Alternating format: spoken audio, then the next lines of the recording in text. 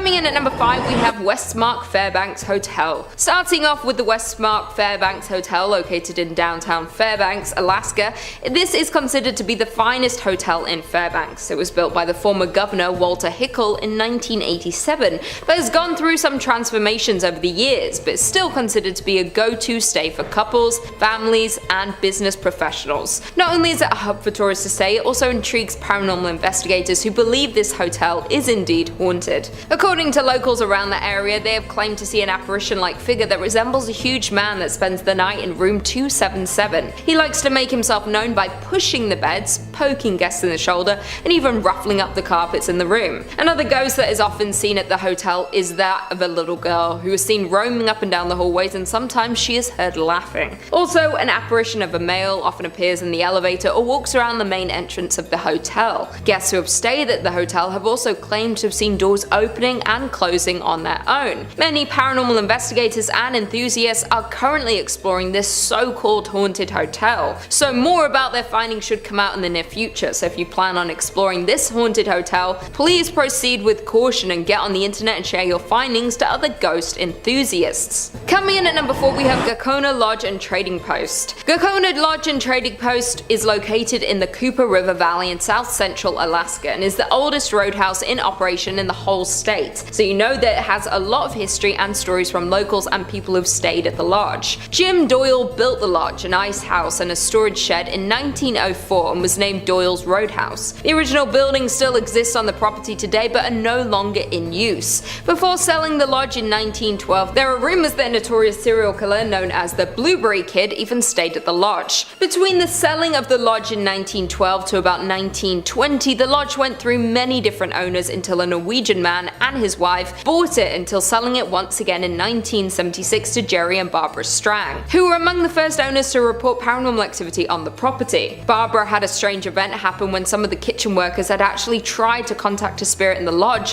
when the power just suddenly went out. Yes, the power did sometimes go out in the lodge because of the harsh weather, but Barbara definitely believes that this time it was in fact the work of the paranormal. Another story is about a man named John Paulson who would frequent the lodge not only as a customer but also a business partner as well. John always stayed in room number 5, and to this day people report hearing stomping coming from that particular room. John was an avid smoker, and stories from people that stay at the lodge today say they can always smell tobacco coming from room 5, even though there has been a no smoking policy at the lodge for almost a decade now. If you are brave enough to visit this paranormal lodge, you could even ask to stay in room 5 and maybe be able to hear the stomps and smell the tobacco. Coming in at number 2, we have Tonsina River Lodge. Next on this list is the Tonsina River Lodge, which is located in Tonsino, Alaska, and is part of the Copper River Valley area. The lodge is considered to be the centerpiece of Tonsina Valley. Originally named the Donaldson Roadhouse, it was built by Jim Donaldson in the 1900s, and then later in 1902 Jake Nafstad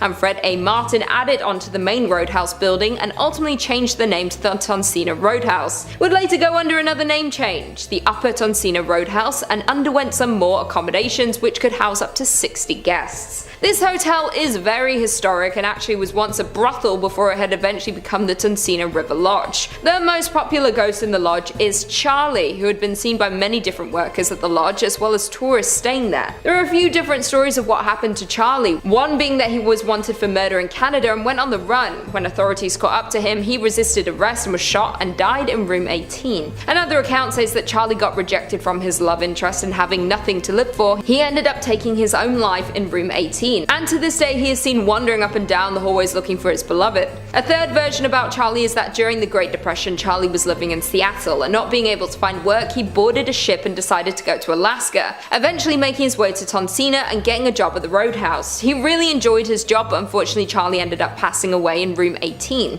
His body was buried on a hill behind the Roadhouse. People believe that Charlie was so happy with his life at the lodge, even in his afterlife he never left. Many people who have come in contact with Charlie say that he is a very friendly and peaceful ghost, and workers and tourists say they were not feared by Charlie. So if you're intrigued by Charlie and his story, you can go visit Tonsina, Alaska and stay in his old room.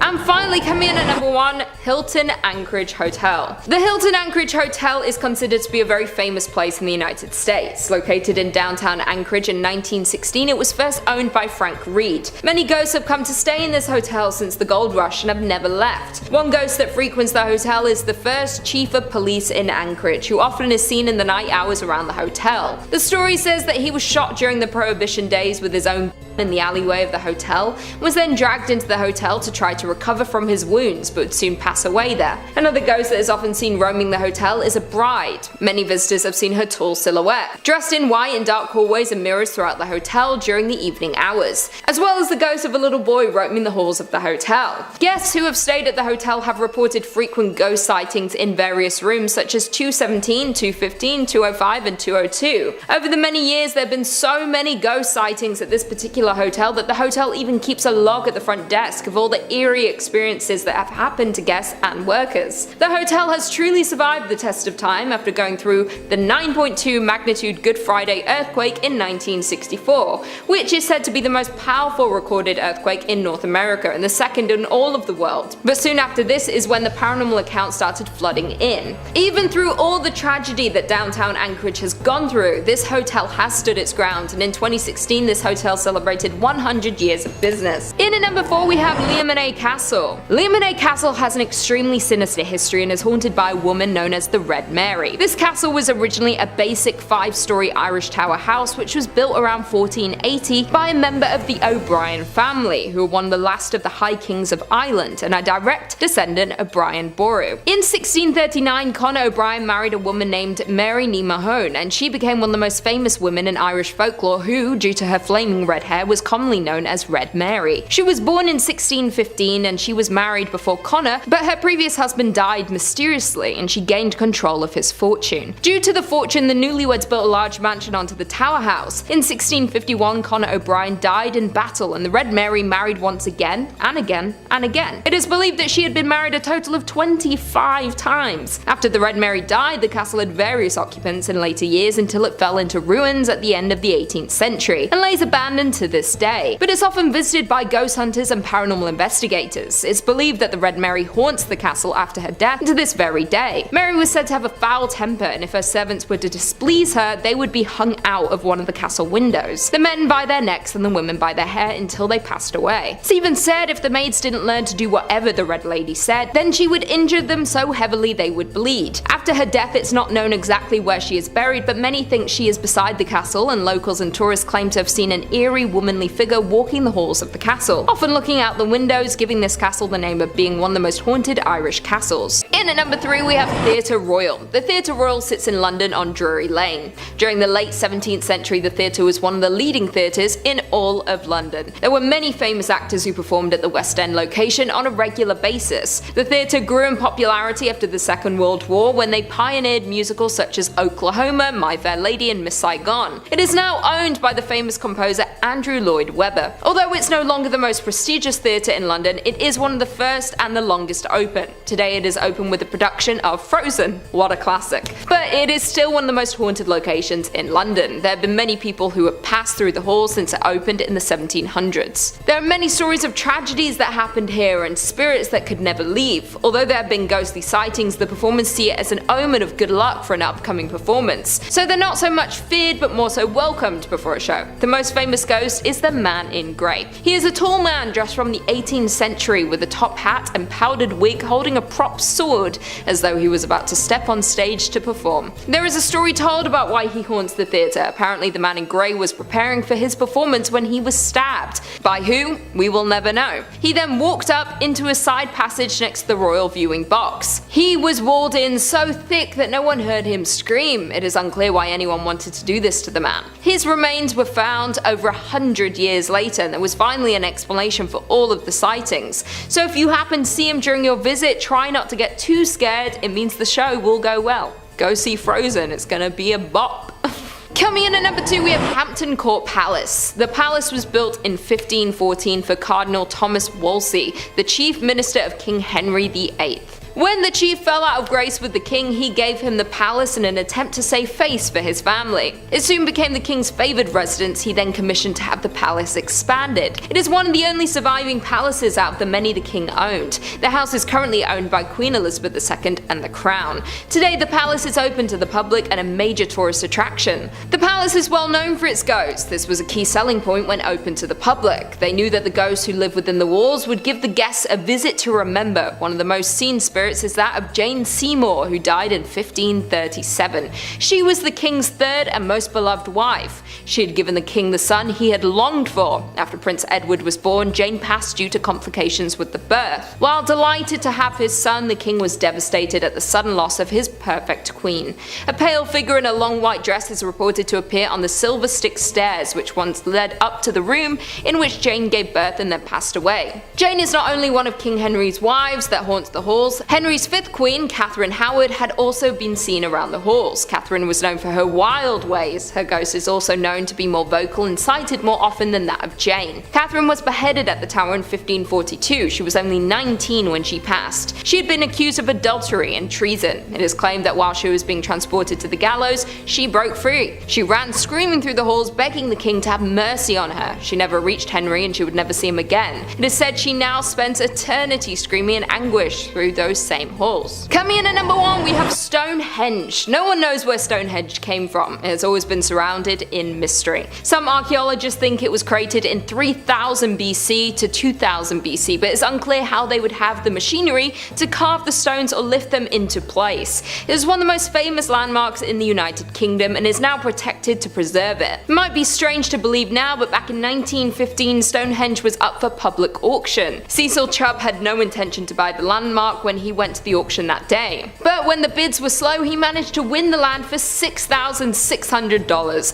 Although he had not planned on owning the land or the landmark, once he did, he wanted to restore it. It had fallen into neglect with its past owner and needed some maintenance. He decided that he would fence off the monument and begin charging 1 shilling for admission to pay for a guard and the restorations needed to restore it. There were a group of Celtic pagans named the Druids. They claimed that their people built the structure and used it as a place of worship. The group hoped to continue to hold their annual summer solstice ceremony there as they believed their ancestors did. The previous owner of Stonehenge had banned them for using it as it was on his land. This led the Druids to curse him. They said for as long as they're denied access to their sacred land, then the curse will follow the owner. Just 1 year after the curse, the owner lost his only son and heir to his fortune and land. 4 months later, he would pass away himself, leaving everything to his widow, who put the estate up for auction. Chubb was aware of the curse and did not want some fate to take his own family. He decided to gift Stonehenge to the British government, with one condition: that those who live near the monument visit it for free, as he did as a child. It is said the curse still remains, along with the ghosts of the ancestors of the Druids who were buried there long ago. They watch over the land to make sure their descendants are still connected and no one is mistreating the sacred monument. To this day, the British government does allow the Druids to perform their ceremonies each year, until 2019 when the lockdowns forced them to cancel any and all in-person celebrations at Stonehenge. The senior Druid spoke out against this warning, saying that this move would not end well for anyone connected to the land.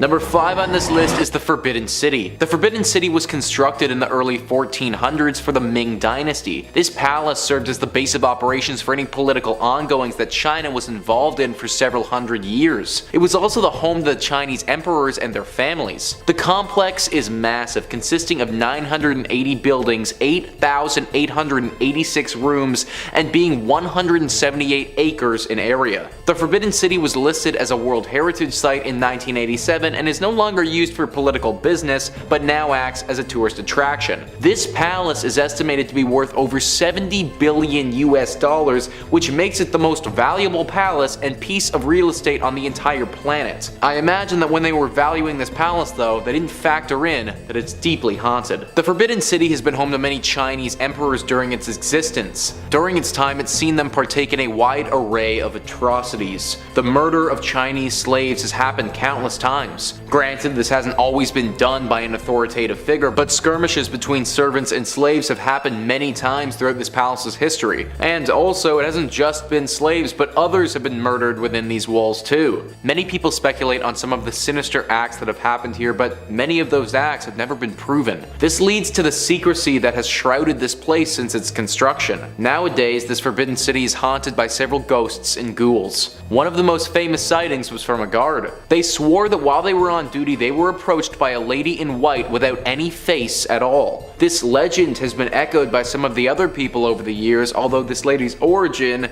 is unknown. Many people also report the sound of music coming from thin air as they walk through the palace. They also hear the laughter and crying from other women that can't be seen. It's believed that these are the ghosts of some of the concubines that used to live in this palace. The Forbidden City is one of the coolest palaces in the world, but we have to remember that it was forbidden for a reason. Number 4 on this list is Tuen Mun Road. This road is a highway in Hong Kong that links Tuen Mun and Tsuen Wan. The highway is only 19.4 kilometers long and for the most part is well kept. It was constructed in 1977 and during its short time of being active has developed quite the legend around it. This road is considered to be one of the most haunted roads on the entire planet, and that is largely due to the significant amount of death that it's seen. In 1978, it had its first fatal crash, and since then it has amassed massive numbers of accidents. In fact, this road has had hundreds of accidents, with many of them being fatal. Some people blame poor road design, but the surviving victims from the crashes, they blame ghosts. This road is believed to be haunted by a bunch of spirits. It's said that these accidents keep happening because the ghosts will appear in the middle of the road. Upon first glance, people will think that they're about to hit a person, swerve to get out of the way, and effectively cause an accident themselves. The biggest problem with this road is that it keeps getting more and more haunted. Like a virus, the people who die from spirits then become the spirits that are haunting the road. Nowadays, there are hundreds of spirits that haunt this road and can appear at any time right in the middle of it, causing chaos and death. One of the most notable accidents that happened here was that of a bus in 2003 where 21 separate people died. This highway is a hazard to say the least, and one that I would avoid going down if I was ever visiting China. Number 2, the Amador Hotel. Located at 251 West Amador Street at the corner of Water Street and Las Cruces, which translates to the Crosses, an area in New Mexico spanning as far back as the settled early 1800s, was thought to be an early mass gravesite for the amount of crosses present in the city. The Amador Hotel has stood serving the community in multiple ways over the years, including a courthouse, a post office, a bank, hotel, and even a county office center. Yeah, can I get 2 stamps, please? Thanks. Built in 1866, the Amador Hotel is a popular Las Cruces ghost tour, and some of the rooms were even used as jail cells. Hey, you're grounded for 15 years to life, I don't know. The courthouse was completed in 1885. Amador added another story to the remaining structure, and Amador Hall became a community center where people conversed in drinking and in storytelling. During tours, guests have reported seeing shadowy figures lurking in the hallways, numerous cold spots, flashlights turning on and off by themselves, and having their arms even touched or scratched. Oh yeah, that's it. Just a little to the left. That's perfect. Some even say it's the work of a little ghost girl named Annie, who frequently visits the room on the second floor, giggling. Like, giggling is great and all until like a 200-year-old spirit giggles right in your face. Like, what is still funny? This is terrifying. Joke must have been that good. Little ghost girls? Yeah, that's the scariest ghosts imaginable. 100%. The Amador Hotel ghost tour starts at 8 p.m. and during a visit through the tour of the grounds, history and ghost hunting begins. I'm a strict matinee ghost hunter myself, only during the day, or never. Or like around brunch, that's like perfect, nice and sunny. And coming in at number 1, Double Eagle Restaurant. If you're heading down to Mesilla, New Mexico this weekend and enjoy burgers and ghost stories, well, then the Double Eagle Restaurant is a must stop for you. Known not only for the world's largest green pepper chili burger, this blast from the past decorated head to toe in its luxurious upscale Victorian decor is now the home to 2 prominent and active restaurants, the Double Eagle and Pepper's Cafe.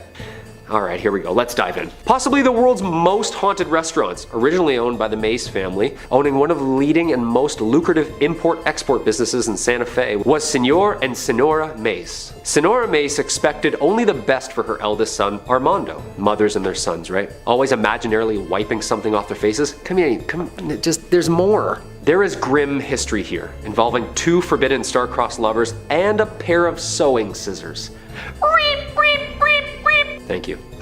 The Double Eagle restaurant is not only home for great food, beautifully handcrafted cocktails, but also home to a double homicide gruesome murder in which these victims' souls would seem to be trapped within these walls forever. Armando, son and heir to his parents' business, falling head over heels in love with the family's household servant named Enos. Although Enos reciprocated such feelings about Armando, their relationship had to remain a secret due to Armando's mother's strict ordinance and the difference in the teenager's social and political positions. When Sonora Mays discovered this relationship, she demanded that it end at once and banished Enos from her home indefinitely. It is said that one day Sonora Mays came home, unexpectedly interrupting the lovers, mid-swoon, entranced by their love as she grabbed her sewing scissors from the basket on the patio and attacked Enos, stabbing and killing her. As she prepared to strike again, Armando, her son, threw his body in front of Enos and was stabbed instead. Yeah, that's some Romeo and Juliet stuff there, people. The murders were held in the famous Carlotta Salon Room, which can be visited at any time. A heavily requested stop where spooky-goers can see a newspaper article titled Young Lover Ghosts on display, as well as an array of pictures taken of the young ghost lovers together over the years. That's terrifying! Here's the room,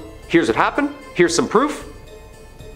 That's all I need to know. I've made my mind up. For never was a story of more woe than this of Enos and her Armando. And I tried to end on somewhat of a happy note. Love lasts forever, and that's what I'm taking from this. Number 5 on this list is Cleveland Gray's Armory Museum. This building was constructed in 1893 for the Cleveland Grays, who were a volunteer private military company. The group helped law enforcement and dealt with other criminal ongoings that attacked the city's streets. They continued helping out the military for as long as the government would allow them to, but after World War I were no longer allowed to enter as a private group. However, they obviously had a lot of weapons and things of that nature that nobody would be using anymore. So today, there now stands the Cleveland Grays Armory Museum. These guns and cannons don't stand alone though, as there are ghosts living among these walls as well. Disembodied voices and things moving when they're not supposed to are all very common occurrences at the Cleveland Grays Armory Museum. The legend actually became so famous that this place was featured on Ghost Hunters, where they investigated the building and determined that this place is in fact haunted. However, luckily for us, and a reason why you still might be able to go to this place, is that the ghosts are supposedly out there for a good time. These professionals determined that the ghosts are not fueled by anger, but just chilling out in the museum and living their best ghostly lives. Still though, there are many apparitions of military men who will appear, as well as ghostly footsteps and sounds that just don't make any sense at all. It's all very creepy, even if the ghosts are only out for fun. It would probably be a pretty cool place to check out, just make sure that you aren't faint of heart. Number 4 on this list is Erie Street Cemetery. This is apparently one of the spookiest places in the state and not a spot that you should want to be burying your loved ones.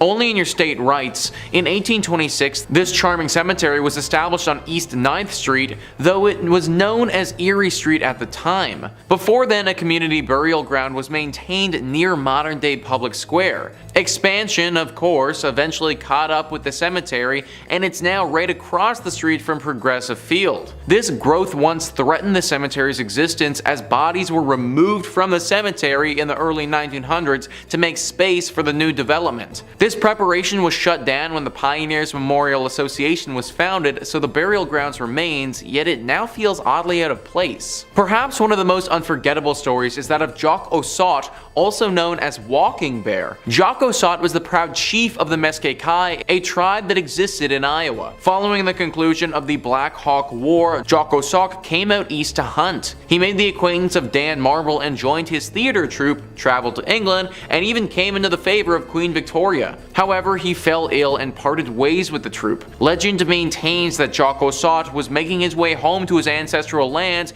anticipating his demise, but that he passed in Cleveland before he reached his intended destination. As a result, local myth maintains Jock Ossaut remains eternally restless. His local friends like Dr. Horace Ackley arranged for his burial in Erie Street Cemetery. His dismay at being unable to return home caused him to crack his stone grave marker. This ghost has been spotted so many times and haunts those who pass by here. He's even said to haunt the Cleveland Guardians baseball park, which is just across the street from this cemetery. His ghost is forever restless and just wants to get home, but I'm not sure that he ever will though. Number 3 on this list is South Bass Island Lighthouse. Located in South Bass Island on Lake Erie, this lighthouse and the island it's on is honestly rather beautiful. Super cute and super quaint. It's kind of like the place that you'd want to go for a day trip with your significant other. However, you may not want to take said significant other to the South Bass Lighthouse itself. It housed lighthouse keepers in the late 1800s. The weirdness began back in 1898 with Harry Riley, the lighthouse keeper, and his assistant Sam Anderson. Anderson was a bit of a weirdo. He was said to have captured snakes on the island and then bring them to the basement of the lighthouse where he kept a bunch of them. Anderson apparently lost his mind though during the time that he worked at this place. Apparently there was a small epidemic and he freaked out at the prospect of having to stay in quarantine. Triggering a little bit? It's thought that he took his own life by jumping off of the cliff portion of the island. Then later on, the lighthouse keeper Harry was found hopelessly mad running around the island like a lunatic. It was the 2 stories of these men that launched the legends of a haunting at this lighthouse. People are very scared of the lighthouse as they believe it to be haunted with some sort of demon that will make you go insane. A lovely and quaint little spot, but one that if you spend too much time at will literally have you lose your mind. Not to mention the ghosts of these 2 men have been spotted from time to time running around frantically, looking as if all their wits are totally gone. Number 2 on this list is Edwin Shaw Hospital. Edwin Shaw Hospital has truly seen it all, and it's no wonder that it's deeply haunted today. It initially opened in 1915 as a hospital specifically for tuberculosis. Then a few years later, a side wing opened up to care for pediatric patients. Needless to say, during these periods there was a lot of death that took place. Then in 1947, things changed drastically and became a place for abandoned children, those who lost their parents, or those who suffered.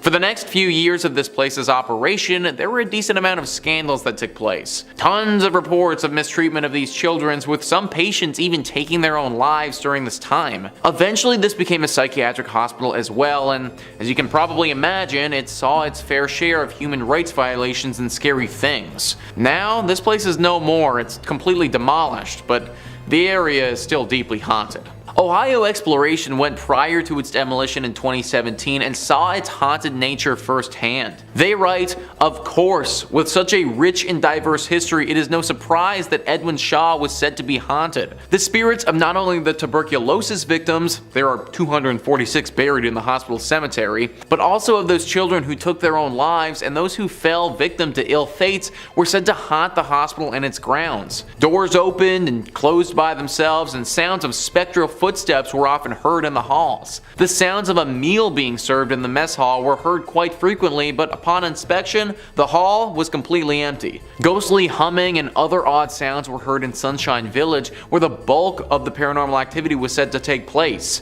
Be very careful, guys, of this place in Ohio." Number 1 on this list is Moonville Tunnel. Moonville Tunnel is a deeply haunted tunnel in Ohio that locals are perpetually afraid of. Jim Reed says, according to local legend, the ghost is that of a railroad worker who was crushed by an oncoming train in the spring of 1859. The newspaper article from the MacArthur Democrat dated March 31st, 1859 reads, "A brakesman was fatally injured when the wheels passing over and grinding to a shapeless mass the greater part of one of his legs." Talk about graphic. Most who claim to have sighted the ghost in Moonville Tunnel say that he carries a lantern and is sometimes seen as a hovering orb of light. At least 4 other people were reported to have been killed at Moonville Tunnel as well, although the details, they kind of vary. Some legends claim that Moonville was struck by a plague and quarantine, and that the ghosts are of those killed by the epidemic. Others state that the ghost is that of a pregnant woman struck by a train, and still others claim that it was an 8-foot tall man who was struck. However, none of these legends are quite as popular as the initial one. This tunnel appears on tons of the most haunted Ohio lists, and it even has a pretty massive section on Wikipedia dedicated to how haunted it is.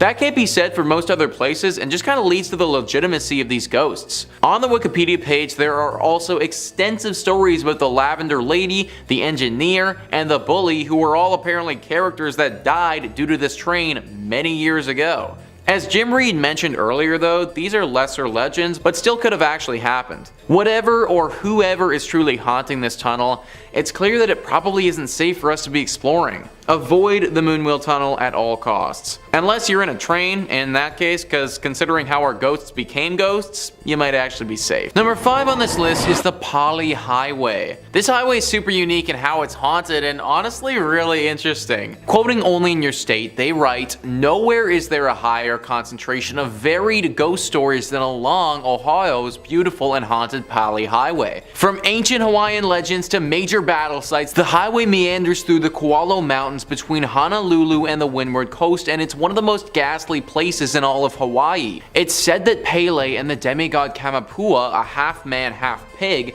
had a bad breakup and agreed to never see each other again. Legend has it that you cannot take pork over the Pali Highway because it means that you're symbolically taking Kamapua from one side of the island to the other. If you try to bring pork across, your car will stop at some point along the journey and an old woman with a dog will appear. To continue along your way, you must feed the pork to the dog." Alright, so first, Hawaii is freaking awesome. I've done so many videos about so many haunted places, but never once have I heard a story about a haunted road where you need to feed pork to a dog. Like, shout out to our Hawaiian ghosts for switching things up. Also, the fact that this road symbolizes the breakup of two gods is pretty awesome. Pele, for those who don't know, is a Hawaiian deity of volcanoes and fire, and as the story tells us, Kamapua is a demigod in his own right. Now, as cool as this story is, I personally wouldn't want to be messing with the god of volcanoes or a half-pig, half-man superhuman, so if you do go down this road, do as the story says, and ditch the meat. Number 4 on this list is the Kaimuki House. Every place that's any place needs to have at least one haunted house, and this is Hawaii's.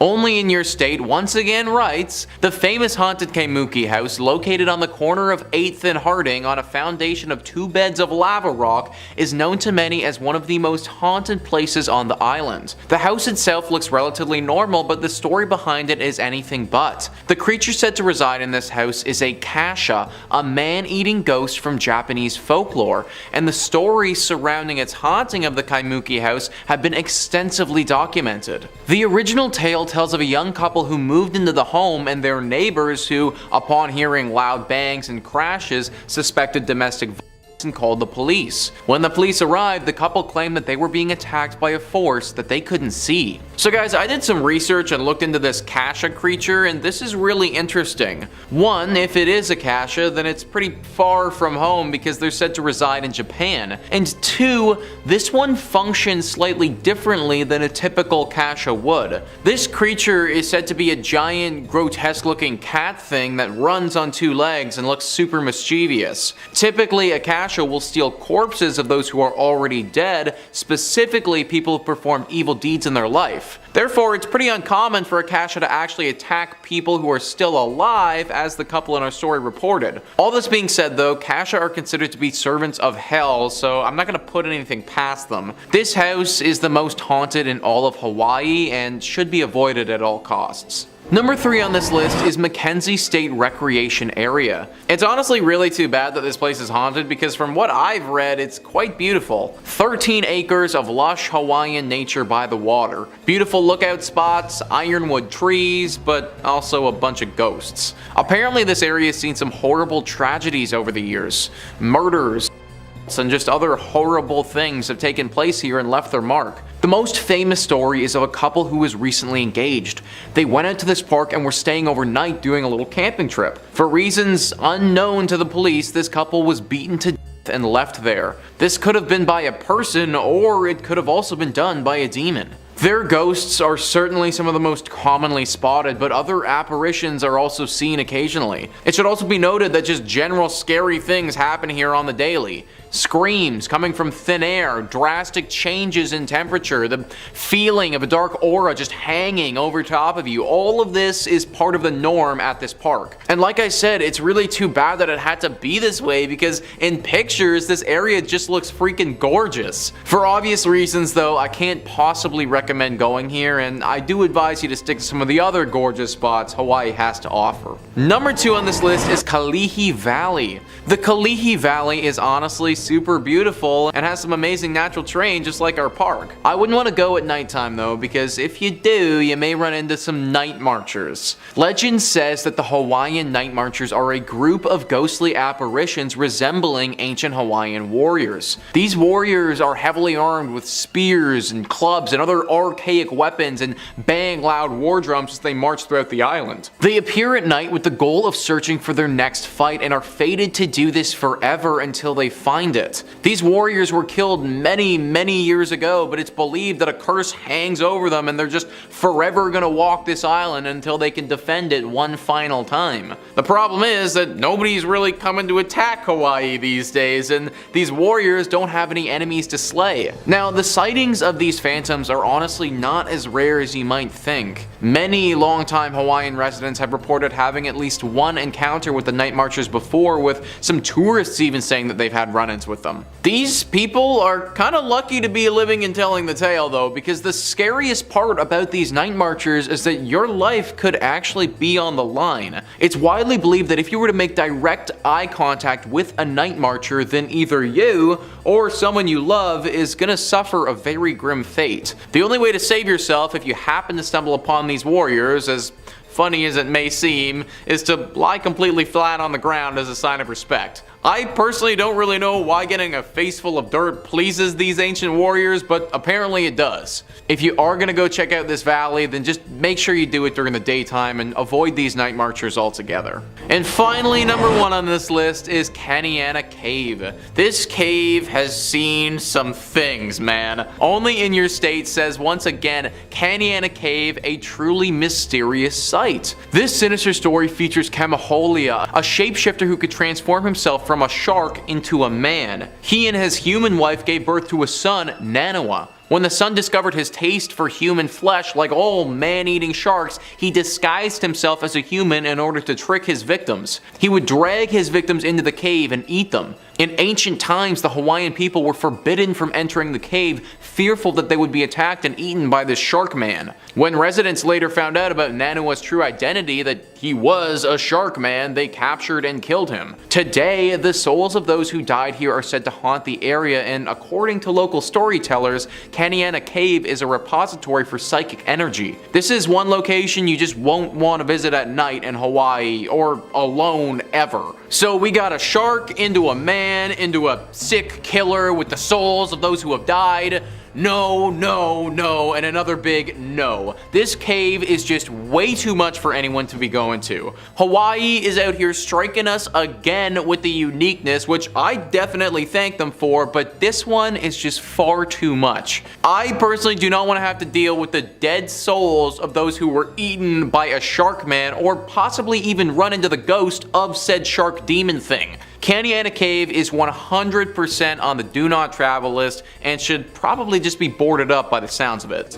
Number 5 on this list is the Thunderbird Youth Academy. The Thunderbird Youth Academy is located in Pryor and is deeply haunted with the ghosts of students who have long passed. Back in 1942, it suffered a horrible tragedy where a lot of the children staying here passed away. Back then it was an orphanage, and it was still years before it would become a military school. It got hit hard with a devastating tornado that the building simply wasn't ready for. Tons of the children who lived there perished due to the storm, and now their ghosts are set to linger here. Stories where people will wake up in their beds and find literally other children lying in them, staring directly at them, are far too common. These stories also don't even factor in one of the most famous ghosts there, Hector. Hector is a young boy who haunts the 3rd Platoon building. Hector's story is far more graphic than the other children who died. It's not confirmed, but some say that the cook took Hector's life and did it in a fashion that I can't go into detail on YouTube about. Either way, now his spirit forever haunts this building and all of those who reside in it. I personally would never want to go to military school anyways as a kid, but having it be haunted would make it even worse. Number 4 on this list is the Tulsa Theater. It's weird how some places attract ghosts and spirits more than others. Theaters are one of the most prominent spots for paranormal presences, and this theater is no exception. News Oklahoma says, Tulsa Theater, formerly known as Brady Theater, used to be a vaudeville house providing entertainment to audiences. The space went through a lot over the years, including being abandoned and almost destroyed. But after renovations and a name change, the Tulsa Theater reopened. Legend is the space is haunted by an Italian opera singer named Enrico Caruso. Caruso took in the sights around town while in Tulsa to perform. He wanted to see the oil wells and how they made them, said French. And as they came back, it was raining, it was cold, miserable, and the car broke down. Despite already being sick, Caruso made the journey back on foot in the rain to give what turned out to be his last performance ever. He had a great performance according to history, French said. It was one of his best. Standing ovations in the whole 9 yards. Unfortunately, after returning to Italy, Caruso died. French said many say Tulsa caused Caruso's demise, and that's why it's believed he haunts the theater. Even Caruso's manager named Tulsa as the reason for his death. But it goes deeper than just Caruso. When it was the Brady Theater, the building is rumored to have played a role in the 1921 Tulsa Race Massacre. I mean, it played a huge role. It housed some of the victims. There are rumors they died inside and some other horrible things that happened to them, French said.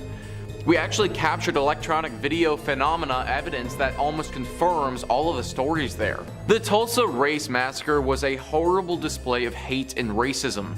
On May 31st in 1921, a bunch of white residents who had been given weapons by city officials attacked a bunch of black residents. This incident lasted over 24 hours and saw more than 800 people get injured and at least 36 people die. A horrifying tragedy that never should have occurred. It's no wonder that any place tied to this incident could be haunted. Number 3 on this list is the Hex House.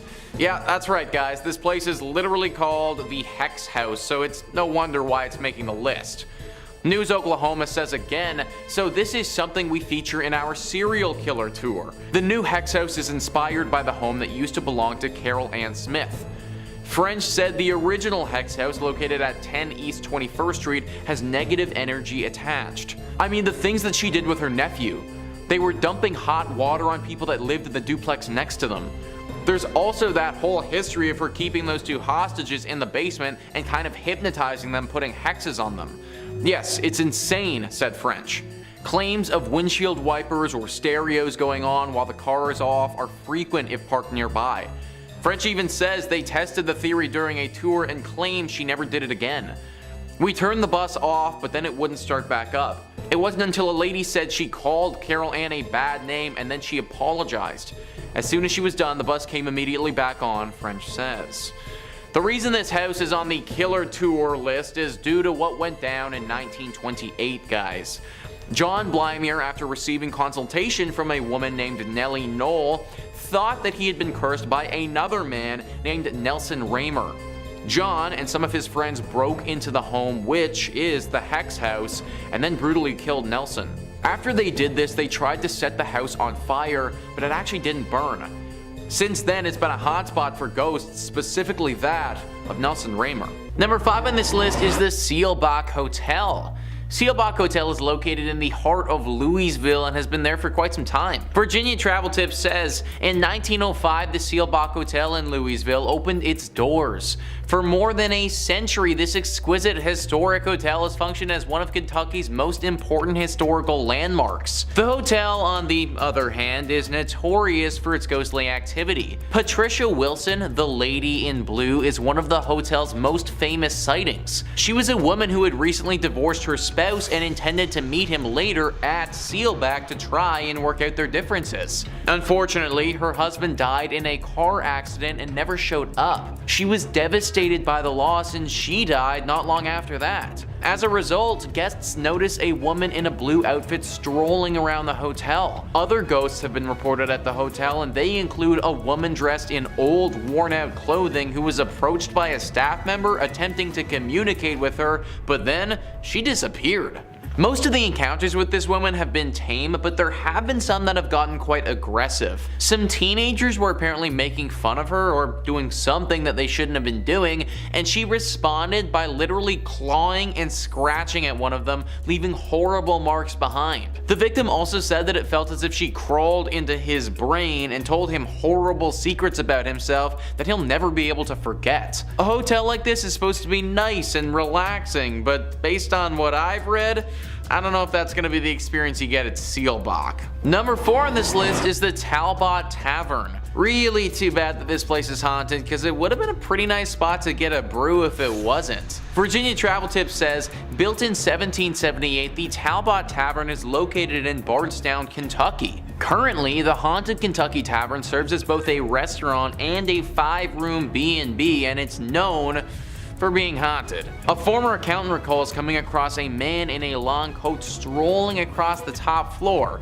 He then turned to face her and began laughing uncontrollably. Another famous hotel resident was the lady in white, who forced a couple to flee the hotel in the middle of the night since she was hovering over them while sleeping. Many workers and visitors to the residence have related accounts such as orbs floating around the rooms, flashes of lights without cameras being seen, objects moving on their own, and doors opening and closing when no one's in the building. I, for one, am not trying to wake up to a ghost just hovering over me, guys. Honestly, it might give me a heart attack and, well, I'd never wake up again. This place is weird because no one really knows why it's as haunted as it is, but there's no doubt that it's teeming with paranormal energy. Pick a different place to go get a drink if you're in Kentucky. Number 3 on this list is the Kentucky State Penitentiary. We always got to include the creepy jail in one of these lists, guys, and this is Kentucky's. Virginia Travel Tips says, the Kentucky State Penitentiary is situated near the Tennessee border on a sharp bend in the Cumberland River. In the 1800s, a maximum security jail was built there. It is a gorgeous place from afar, but up close, it is a death and ghost machine, according to a local author and paranormal investigator. Thousands of men have been executed in the prison's electric chair, known as Old Sparky. During his death row cell inspections in the late 1980s, a guard had a terrible incident where no one stayed. He was greeted by a prisoner who was reading the Bible. When he returned to his office, he asked about the prisoner's meal, only to discover that no one was in that cell. When he returned to the cell, he discovered that it was empty except for a small Bible on the floor. Yeah, kinda weird. More strange occurrences were recorded around the institution, with many reporting seeing a reflection of an inmate who attempted to shock them. Okay, so honestly guys, I want to take this as seriously as possible, but Old Sparky? Like, imagine dying in a thing called Old Sparky. Like, I think it's meant to electrocute people, but why does the killing chair sound so cute? Kinda sounds like something that you name your dog, not a murder weapon. Anyways, Old Sparky has certainly done its job though, and now the place is super haunted. Most of the prisons we talk about on this channel you can go visit if you like, because they're all typically abandoned. That's not the case with this one though. The Kentucky State Penitentiary is still fully operational and has tons of prisoners in it. Not only do these people have to chill in jail, but it just so happens that their jail is also haunted. Number 2 on this list is Mammoth Cave. So we actually spoke about Mammoth Cave on this channel before in our series about top 5 terrifying caves where evil awaits, so if that interests you, then go check it out. It made that list because it was super haunted, and naturally it has to make this one as well. It is, as you'd expect, located in Kentucky. It is the biggest cave in the state by far, which is why it's named Mammoth Cave. Most of the cave has been unexplored, which is kind of nuts considering we've already seen about 400 miles of it up until this point. This has been an area of interest to people for thousands of years. Back 4,000 years ago, it's believed that people used this cave to bury their dead. This was the first encounter this cavern saw of death, but it definitely wasn't the last. After the War of 1812, these caves were sold off and used as a place to mine salt. The workers of these mines were slaves and oftentimes were worked to death down there. After the salt had been mined, this place functioned as a spot for sick tuberculosis victims to go. Obviously, this created more death in this place and just contributed to what is a very haunted area now. Today we get an array of ghostly apparitions popping up to people. Ghosts from all the way back 4,000 years ago have been seen, still lingering and clinging on to this cavern. People have seen the visions of slaves calling out for help and ghosts of sickly individuals as well. H.P. Lovecraft, one of the most famous fantasy horror writers, was inspired by this cave. Anything that inspired that guy is probably a spot that you want to avoid. And finally, number 1 on this list is Nada Tunnel.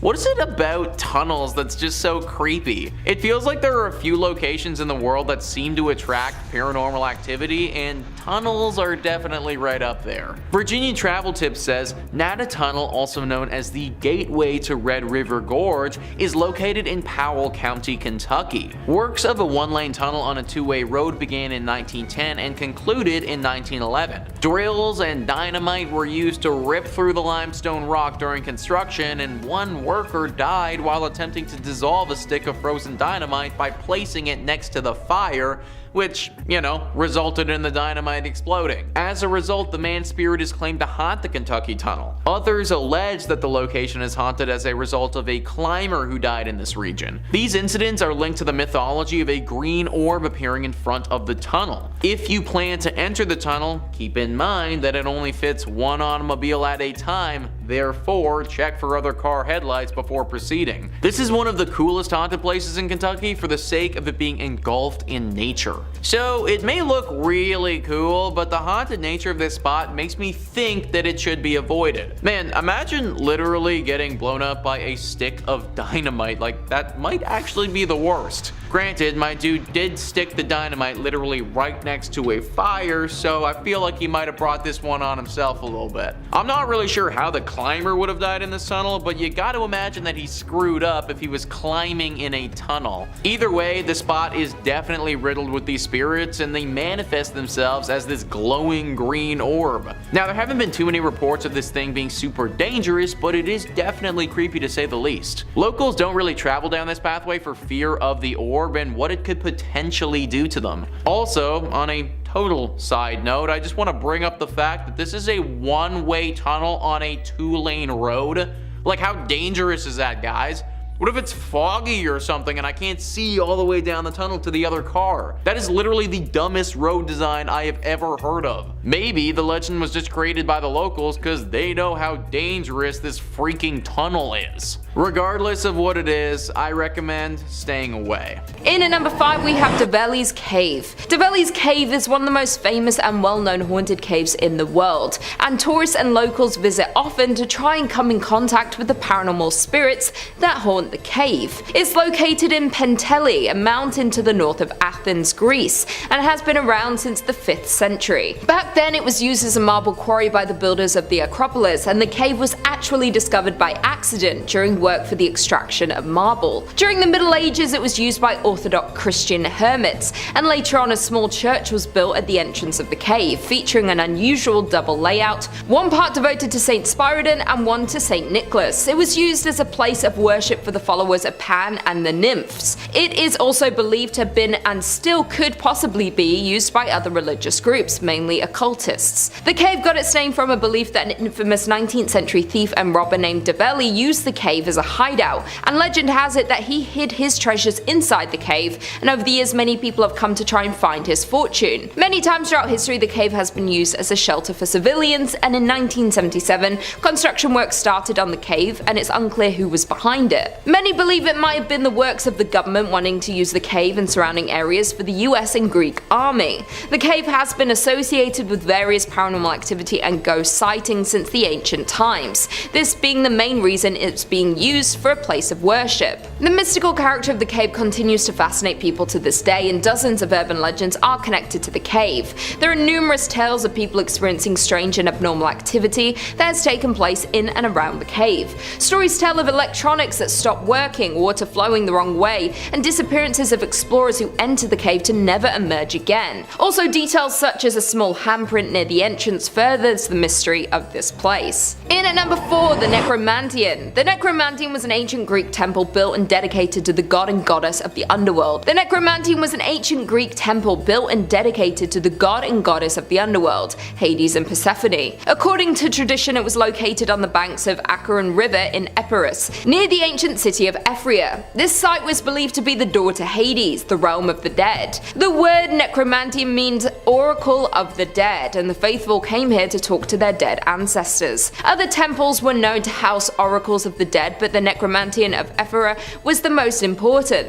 It belonged to the Thesprotians, the local Epirot Greek tribe, and they would participate in rituals involving elaborate ceremonies where they would seek to speak to the dead. The people would eat specific foods like pork, bread, and oysters, said to cleanse the body, and would proceed to sacrifice a sheep, and the faithful would descend through a series of meandering corridors, leaving offerings to the people as they passed through the iron gates. The celebrants would then witness the priest arise from the floor and fly throughout the temple, said to be possessed by the souls of the dead. The Necromantium was also described as the entrance by which Odysseus made his Nekia, which is the ancient Greek cult practice and is a rite by which ghosts were called up by the Greeks and questioned about the future. This temple was believed by many to be the final resting spot. Once they passed on and their bodies decayed into the earth, their spirits were released, and the Necromantium was the final resting place for the dead. Many locals and tourists come to try and communicate with the dead. There is an abundance of paranormal activity in this place, and it is known as an entryway to the underworld and is one of the only direct channels on Earth for the souls of the underworld to come and communicate with humans. In at number 3 we have Salem Mansion. The Salem Mansion is a dark, mysterious and eerie abandoned mansion located in Thessaloniki. The villa was designed in 1878 by Xenophon Paeonides, who was known to be the most famous Greek architect in Thessaloniki. The mansion was bought in 1894 by Emanuel Salem, who was the most important lawyer in the city and an eminent member of the Jewish community. It remained in the family for over 20 years, and the family gave its famous name the Salem Mansion. During World War I, the villa had changed hands after the Salem family left in 1915, and it became the consulate of the Austro-Hungarian Empire for more than half a century. In 1978, the mansion was damaged extensively by an earthquake that devastated Thessaloniki. To this day, the house still belongs to the Italian state but remains deserted. There have been many plans to restore the villa, but for some reason it is yet to be done. This mansion is a very mysterious place, and even just looking at it you can sense the fear and horror. There are many legends about the place, and many paranormal investigators visit this infamous place to try and communicate with whatever horrific beings haunt the mansion. Many people speak of when they have visited the place that they felt cold air around them, even in the middle of summer, hearing doors close out of nowhere and hearing steps all throughout the house. Locals have mentioned that they stay away from this sinister house due to all the stories and sightings that have happened here. Many thinks it's cursed and stay as far away as they can. In 2013, the producers of the hit TV show American Horror Story used a photo of the Salem Mansion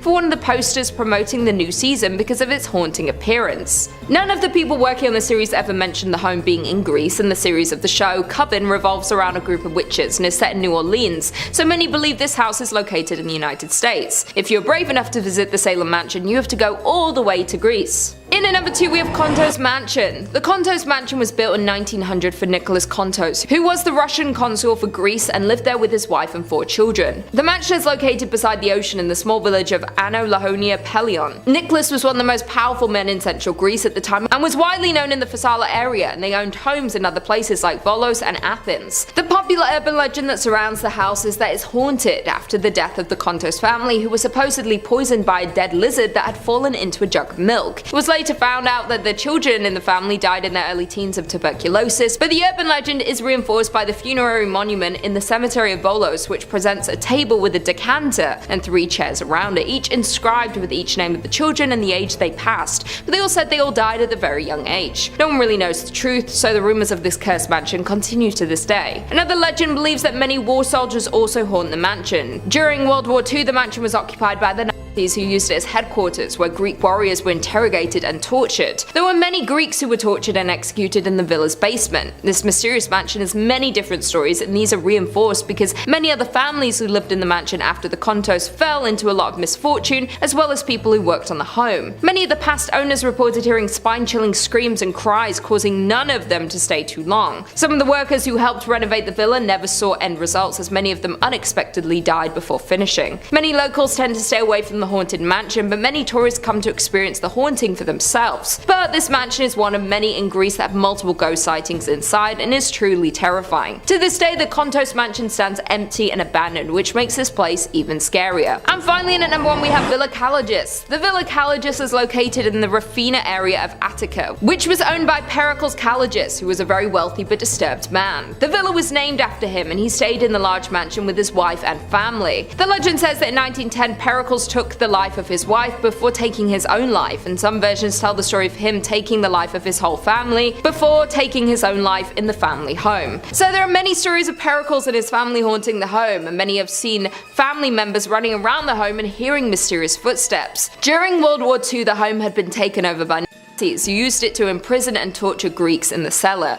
who many believe haunt the cellar to this day. Years later, while attempting to demolish the home, the bulldozer being used suddenly stopped working while approaching the house, and after 2 of the workers died from sudden heart attacks, all thoughts of knocking down the home were abandoned. Another popular legend regarding the haunted mansion is that Anau accepted a bet from his friend that he couldn't last a night in the famous haunted house. Well, he did last the night, but when his friend came in the morning to check on his friend, he found him dead in the home. It's said that nothing at all is able to grow for a few meters around the building. Experts who have investigated this phenomenon found that the atmosphere surrounding the house is uncommonly high in negative ions. Kicking off the list at number 5, the Mission of San Miguel, 1610. The birthplace and historic site, the original San Miguel Church was most likely built shortly after the founding of Santa Fe in 1610 and is claimed to have been the first ever church built in America. Churches are already creaky and creepy, then this is the oldest one in the States?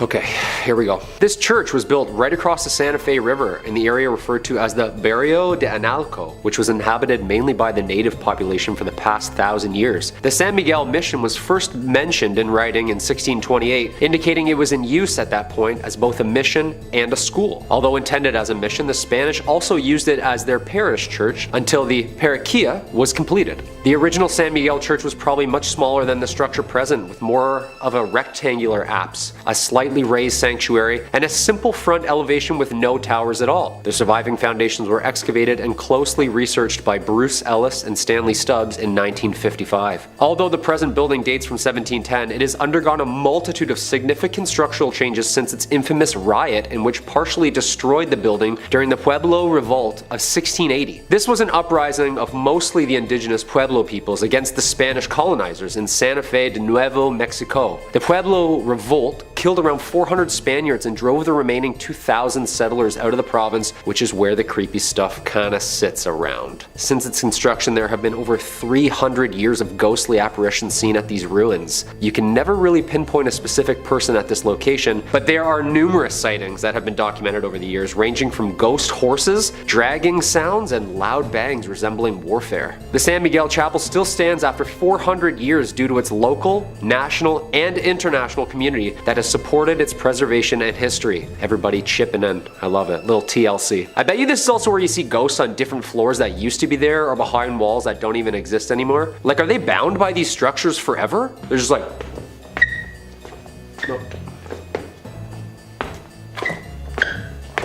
Forever? Number 4, La Posada Hotel, 1882. Located at 330 East Palace Avenue in Santa Fe, New Mexico, La Posada Hotel is more than 100 years old, finishing construction in 1884. A lively and prominent spot for celebrities in town during the 1900s, it was originally built to be the home of Mr. Abraham and Mrs. Julia Stabb.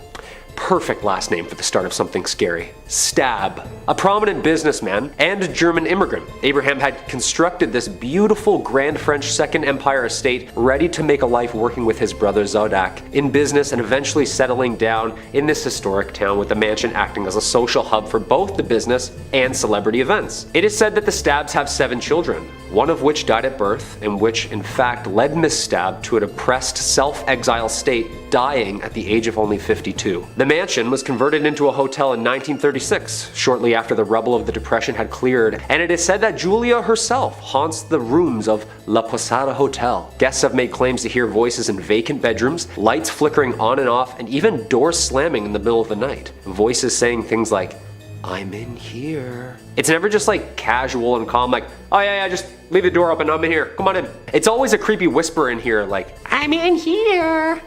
too creepy. La Posada Hotel Resort and Spa still remains one of New Mexico's most haunted hotels and is active and encourages overnighters to check out the Julia Stab package, which involves a ghostly tour, history lesson of the grounds, a lovely dinner away from the kids, and a day done right by the pool or spa. Unfortunately, I won't be taking them up on the Stab package at any time soon. Not at all. No chance. I hear one thing in the middle of the night and I'm out, and I'm up quickly. 12 seconds flat. I'm just like... Number 3. The Old State Penitentiary, 1885. The Old State is located 15 miles south of central Santa Fe and is an active men's maximum security prison that was built in 1885. Acting as a prison system for the US, the prison saw 3 massive riots in its entirety, including 1922, 1953, and the worst and most bloody riot of all, 1980. One of the worst prison riots in American history. It's presumed to be the reason behind its haunting reputation. On February 2nd, 1980, several inmates initiated a riot which led to the inmates gaining control over the prison for a full day and a half. Unfortunately, at the time, post-70s, the prison was overcrowded, underfunded, and riddled with untrained, fresh-faced security guards with the rampant need for excess bodies due to the overgrowing inmate count. After escaping and organizing this event, the cellmates then tortured 12 prison guards and brutally murdered 33 other inmates. These riots soon became medieval in nature, gruesome, and truly evil. The most famous area for paranormal sightings can be heard and seen around cell block 4.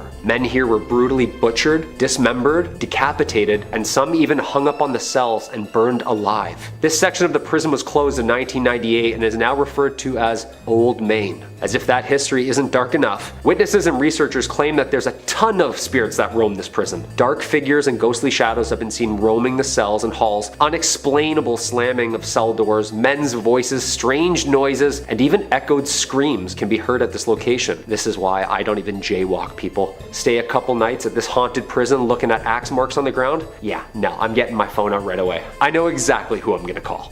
Yeah. At number 5 we have Whispers Estate. The Whispers Estate was built around 1894, and between 1899 and 1901 is when Dr. George and Sarah White moved in. George was a successful physician and ran his practice from their home. The two adopted many orphaned children, and unfortunately several passed away in the house over the years. Some of the children they took in were troubled. Many of them passed away in the bedrooms and other areas of the home, and even some of Dr. White's patients have been said to have also passed while in the home.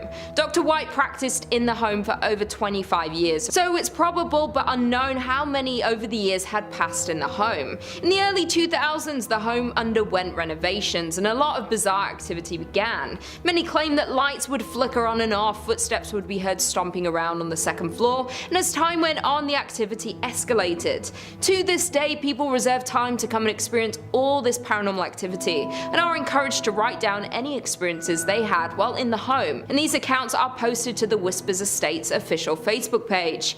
You can go through the page and find creepy photos people have taken that show demonic figures, ghost-like creatures, and even orbs. It's also pretty common for the guests to be scratched up by unseen fingernails or touched by an unseen hand. The estate earned the Whispers moniker after the numerous guests that experienced somebody whispering in their ear, somebody they couldn't see. Due to the amount of people who have passed at the home in its early days, it's like there are a number of different spirits that haunt the estate to this day. The Whispers Estate is known as the 4th most haunted house in the United States, but many who have visited believe it to be the most haunted house in the entire country. In at number 4 we have Rhodes Hotel. The Rhodes Hotel was established in 1893 and was named after the first owners, Clara and Newton Rhodes. The youngest child in the Rhodes family, Everett, passed in one of the second-story bedrooms after contracting tuberculosis at 18 years old. Soon after their daughter's death, Newton unfortunately died, and it's believed he had died inside of the house. After Newton's passing, Clara turned the house into a dual brothel and speakeasy. It's said that one of the ladies of the night, Sarah, still haunts her bedroom tucked behind the stairs on the second floor. After Clara's death, the family home was opened as a hotel in the late 1800s and was meant to house those flocking to East Central Indiana during the natural gas boom. It's even believed that John Dillinger and Al Capone stopped at the hotel for a stay after hitching a ride on a train to Indiana. Not only did the family pass in their home, but a preacher by the name of Lester Poor supposedly hanged himself in the attic during the time when the home was converted to a hotel. But many believe his death could have been a murder. Due to the hotel's rich history, many locals and visitors have experienced paranormal activity, and everyone in the town knew that many spirits that passed in the building still haunt it to this day. The hotel closed its doors in 1937 and the property remained in the Rhodes family hands but sat empty for more than 30 years. The hotel and its contents were eventually auctioned off and it landed on the National Register of Historic Places, and the hotel saw 3 owners before the Haleys took it over for restoration. The Rhodes Hotel was purchased by Clint and Linda Haley in 1995 and they heard rumors about the haunting of the hotel, but this didn't faze them. They were more worried about the work they'd have to do to restore the home. The Haleys claim that they didn't encounter any paranormal activity, but many find that hard to believe. The hotel was up for sale again in 2017 when a man by the name of Couch took it over for his charity.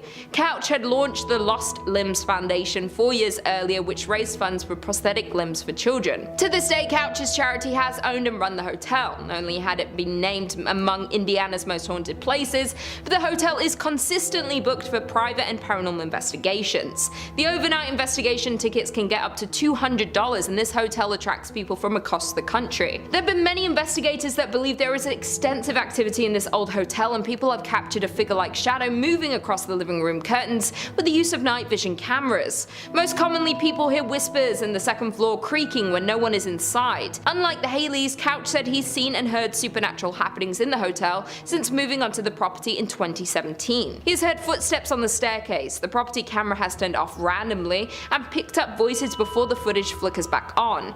Once, while hosting an investigation, Couch said he witnessed one of many Victorian dolls left behind from a previous owner jump off of its chair. In at number 3 we have Avon Bridge. The Avon Bridge is known to be haunted by almost every local living in the area. It is a massive trip-arch railroad trestle spinning a rural road over White Lick Creek. The bridge is a fascinating landmark in Hendricks County with lots of legends and history surrounding it, some more sinister than others. There are a few historical facts about the bridge that we do know. It was built in 1906 off County Road 625, was designed by W.M. Dunn, and is still used today. Many haunted stories surround this bridge and the area surrounding it. One story claims that a mother had been walking on the tracks and fell to her death. The mother's wailing could be heard when you drive under the bridge. It's common for many locals to honk when driving under the bridge in an effort to muffle her screams. Another story is that a drunk rail worker slipped during construction and was buried alive in the wet cement. The tale is that when a train goes over the bridge, people claim to still hear his moaning. Many locals say that if you go near the bridge at night, you will hear moaning and can see a ghostly figure of a ghost, or even 2 or 3 at a time. If you're traveling near the bridge on a hot summer day, you may be witness to the ghost tears streaming down the concrete. Many people don't even refer to it as the Avon Bridge. It's often called the Haunted Avon Bridge because of the number of accounts of ghost sightings and constant sounds of the moans and screams heard from the ghosts that haunt the bridge. And finally, in at number 1 we have French Lick Springs Hotel. Nestled in the small resort town of French Lick sits the massive French Lick Springs Hotel. This legendary hotel was constructed in 1845 and is a crown jewel of the southern Indiana town, but there's more to this resort than meets the eye. This Indiana hotel is known to be one of the most haunted places in the state. Thomas Taggart was a mayor at the time and purchased the hotel in 1888. After purchasing the hotel, he added luxurious furnishings, marble floors, and built 2 championship golf courses. During this time, Taggart became the Democratic National Chairman, and the hotel became the unofficial headquarters of the Democratic National Party. In 1931, Franklin Roosevelt visited the hotel because of its Democratic standing and won the presidency a mere year later. Over the years, the hotel and the work Taggart put into it made it one of the most prominent hotels in the area, and even ran the West Baden Springs Hotel out of the business. Unfortunately, in 1916, Taggart passed away, but according to local legend, his spirit has never left the building. Taggart died in 1916, but that hasn't stopped rumors of sightings of this famous hotel owner. Guests and employees frequently encounter strange and paranormal activity throughout the hotel, and they believe it is caused by Taggart himself. Many spot his ghostly figure near the service elevator and can pick up a strong scent of pipe tobacco. Others claim they witnessed his spirit riding down the hallway on a horse and making noise inside the ballroom. Some hear noises and others encounter his ghost, though usually both don't occur at the same time. Not only is Taggart's ghost living in the hotel, but there are also rumors of a former bellhop that lingers around the hotel. Many believe that he was a current employee until they saw old photos of him hanging on the wall, or were told no bellhops were on duty when people had encountered him. Employees and guests say that it's pretty hard not to encounter some sort of activity when you're in the hotel, and due to the vast amount of paranormal sightings are why it's considered by many to be the most haunted place in Indiana and one of the most haunted places in all of the United States. Coming in at number 5 we have Ozone Disco. What a name, I kinda wanna go. In March of 1996, a tragic accident happened in Quezon City's Ozone Disco. The local universities had just done their yearly graduation ceremonies. The students were looking to celebrate, and there was a party being thrown for them at the disco. There were around 350 guests attending that night, even though the building had only been cleared to safely hold 35 people. Due to the large amount of people in such a small place, when the fire broke out, they did not stand much chance of escape. Tragically, around 200 people did not make it out that night. Not only did the fire consume the lives of many, but others were trampled in the chaos of trying to escape. The one fire exit the building had been blocked by the building next door, meaning the large amount of people who fled to it to escape became trapped. It was reported that when entering the building to look for survivors, the bodies were piled up waist high. Survivors of the fire explained how around midnight sparks started flying from the DJ booths shortly after smoke appeared. Partygoers thought it was part of the experience, that it was all pyrotechnics to mark the new day. This meant that many did not flee as soon as they should have. All of this combined into a huge tragedy that claimed the lives of so many who were just about to start their lives. Since the incident, the club has been closed and abandoned. However, those who are around the club at night have witnessed some paranormal activity. Some have heard music coming from the club's doors or seen disco lights from a distance. You might think these are just kids who have snuck into party, but others have heard disturbing screams for help, but as they got closer to investigate, the screams fade away. There is a clear warning to those who might try to visit the place today that it's not safe. You might meet a paranormal spirit angry from the tragedy, or you might have a dangerous accident of your own. Coming in at number 4 we have Malacanang Palace. Malacanang Palace is the White House of the Philippines. It is the official residence and principal workplace for the President of the Philippines. It was originally built in 1750, so it has a long history, making it perfect for some paranormal happenings. The building has been home to many important people, but has also been a part of revolutions within the country, leading to many tragic passings on the property. In particular, there is one story that during one of the revolts by the people, they stormed and seized the home. They found one presidential worker who is now unknown and made their own justice. Although this is not a confirmed story, it is often told to explain one of the paranormal guests who has been pictured outside of the home. They have been named the Headless Ghost. The photo captured shows the outside of the palace with a headless figure facing the camera. It is thought that this poor soul was separated with his head before passing and now walks the halls searching for it. He is not the only ghost that has been spotted on the premises though. There have been sightings of former presidents, such as Manuel Quezon and Manuel Roxas. There is also a report where Governor Amy Marcos, daughter of Ferdinand Marcos, actually saw Quezon's ghost at one point during her father's presidency. I guess when you dedicate your life to serving as president, it is hard to let go of the place you call home. If you were to visit, maybe keep your camera handy. You never know who you might just see. Coming in at number 3 we have Clark Air Base Hospital. Clark Air Base Hospital was used during World War II and the Vietnam War. It now lays abandoned on a redeveloped Air Force base. It is said that as soon as you enter the destroyed building, you instantly feel the paranormal energy that belongs there. The locals believe it to be cursed and dare not enter. Due to this, it is seen as the most haunted hospital in the country. The hospital has been ravaged by time, most parts overgrown with greenery, with others simply falling apart. The hospital today does still attract ghost hunters. Due to the amount of pain and suffering that occurred during its time, there are plenty of lost spirits trapped. A number of visitors have reported hearing voices echo through the empty halls of the hospital. Some hear screams. It is said that the voices of those trapped are of the soldiers who lost their lives in the war. It seems they feel they have unfinished business in the world. Many would have left behind their families to serve their country. These are not the only patients still staying there though. The first floor ward was home to the hospital's pediatric center. People have heard the screams of newborn babies and children laughing. One security guard even heard the running footsteps of what sounded like a child.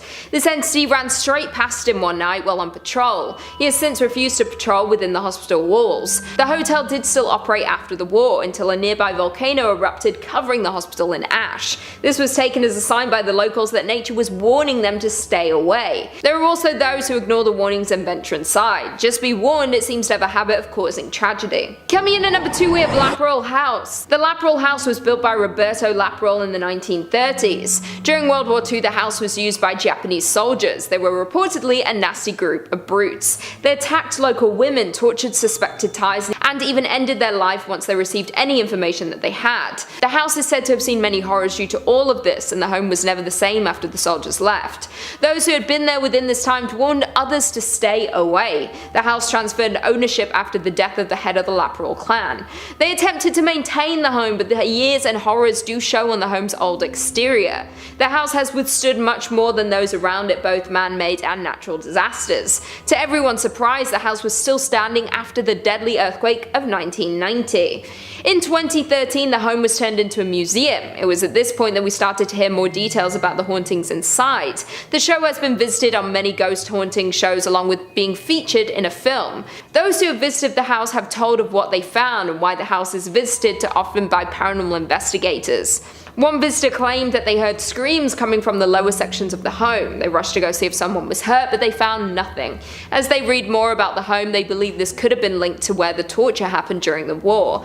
Others felt a dark presence in various sections of the home, cold spots or a feeling of sadness that disappeared as quickly as they had felt it. Some said they felt watched, like there is an entity in the home that no one can see, but it is watching all who visit closely. One man claimed he heard water running in the rooms, but when he went to turn it off, there was nothing there. Not even a source for any water to be coming from. The home is haunted by the ghosts of the past, but might also hold an ancient entity that causes you to feel watched. Either way, this is not a home I'll be visiting anytime soon. And finally, coming in at number 1, we have Mangit Cave. Mangit Cave got its name from the smell of the accumulated bat droppings inside the cave. Located in the central Philippines, this is a scary location due to more than the hauntings. Many people are scared of entering dark and possibly unstable caves, so this one contains more than just the fear of confined spaces. The cave is popular by those who like to explore deep into caves in their spare time, but do it at your own risk. The cave is said to be haunted by lost caving groups. The cave does not offer much light, and the deeper you go, the more lost you get. There have been a number of groups that have gone lost throughout the years with no remains ever recovered. There are so many hidden corners within its maze you will never be found. Those who explore it today have encountered a number of paranormal occurrences. Some report seeing shadows not cast by them or their group, like there is someone else with them. Others have heard footsteps scrambling around as if in panic. Finally, the further in you travel, the more you hear a distant scream of help. Often only one of 2 members of your team will hear this. No matter how far towards the voice you go, it will keep seeming out of reach. This causes people to go further and further into the caving system until their team bring them to their senses to head back.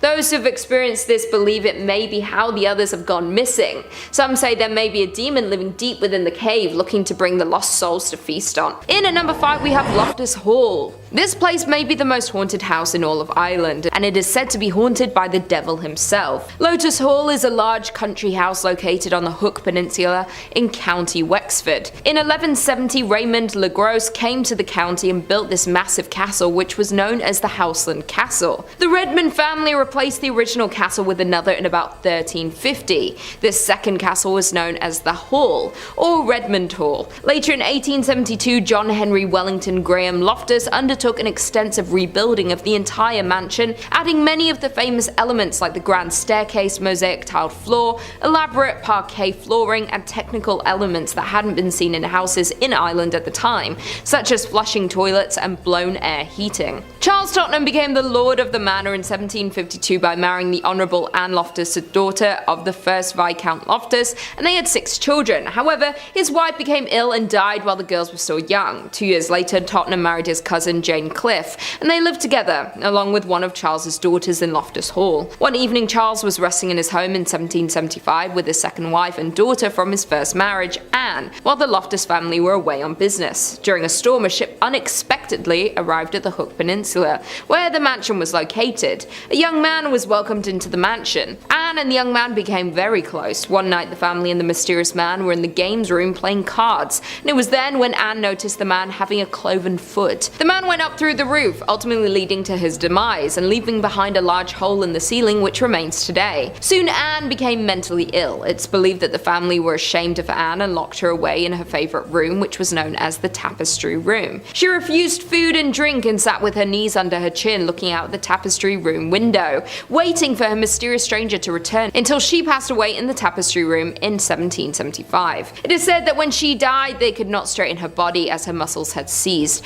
and she was buried in the same sitting position in which she had died. After her death, everyone who had lived there says she still haunts the hall to this day. After being purchased by Aidan Quigley in 2011, this building was marketed as a haunted house that hosted guided tours of the house until 2020, when it was put on the market for sale. In at number 4, we have the Abbey of the Black Hag. The old abbey lies on a small valley about 2 miles east of the village of Shannon Golden in the townland of the Old Abbey. One of the earliest nunneries in Ireland, it is first mentioned in 1298 and was founded on land donated by John Fitzthomas of Canello, who had died in 1261. Remains include the abbey church with 2 small spaces adjacent, and one appears to have been a sacristy and a vaulted building to the west. There are also walls and a gate and traces of an orchard, a fish pond and a pigeon house. Modifications to the church in the 15th century saw the inclusion of an east window in the church as well as a doorway in the north. Traces of window decoration, columns and carved tombstones remain.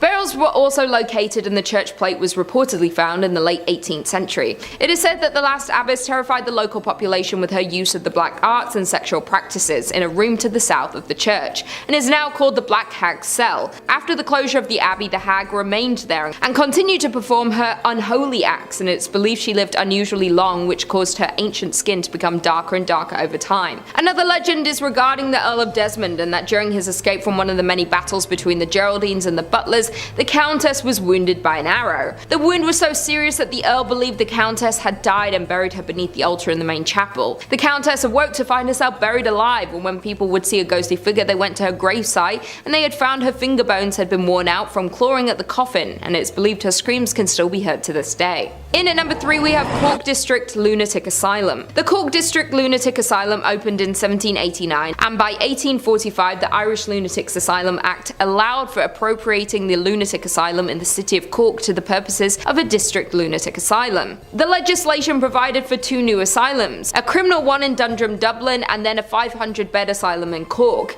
This building was originally in 3 separate blocks, later to be joined together in the interest of providing more accommodation. To become the longest facade of any building in the country, it opened in 1852. William Saunders Halloran was an Irish psychiatrist who worked at this asylum from the time it opened until his death, and was the author of practical observations on the causes and cure of insanity. This doctor's methods were extreme and torturous. He created something called the Halloran's chair, which rotated hysterical patients up to 100 revolutions per minute. It rarely had the desired effect. Inmates lived out their days in a state of paranoia and despair while admitted at the asylum. The horrors of this place finally ended when the asylum was closed in 1992. It stayed abandoned for many years, and locals and tourists went to visit this scary place. They claim the tortured souls still remain here, and paranormal investigators even visited and claimed to have seen both and heard voices of these tormented souls. Today the building is being converted and renovated into apartments called Atkins Hall. In at number 5, we have Stalin's country house.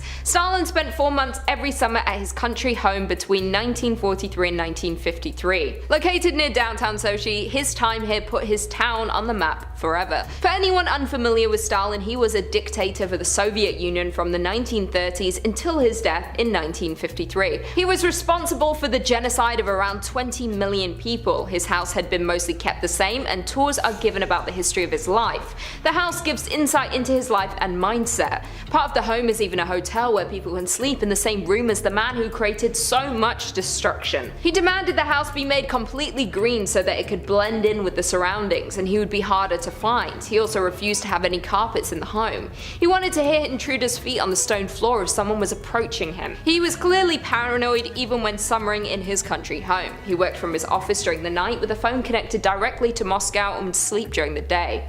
He often changed the room that he slept in so that nobody would know exactly where he was. Stalin's height was around 5'5", which might not seem important, but it was reported that he had short man syndrome. Due to this, and it's reflected in the build. His pool was only 5 feet deep as opposed to the typical 8 feet deep. The house is eerie and unpleasant for many reasons. Not only can you see into the dark mind of the dictator, but you might catch a glimpse of the man himself. People have seen him walking around the home in his white jacket and smoking his trademark pipe. Some have have heard footsteps walking around at night. The noise echoes through the home. Those who have stayed there have said the air can feel terrifying at times, like you're being watched or like you're not welcome.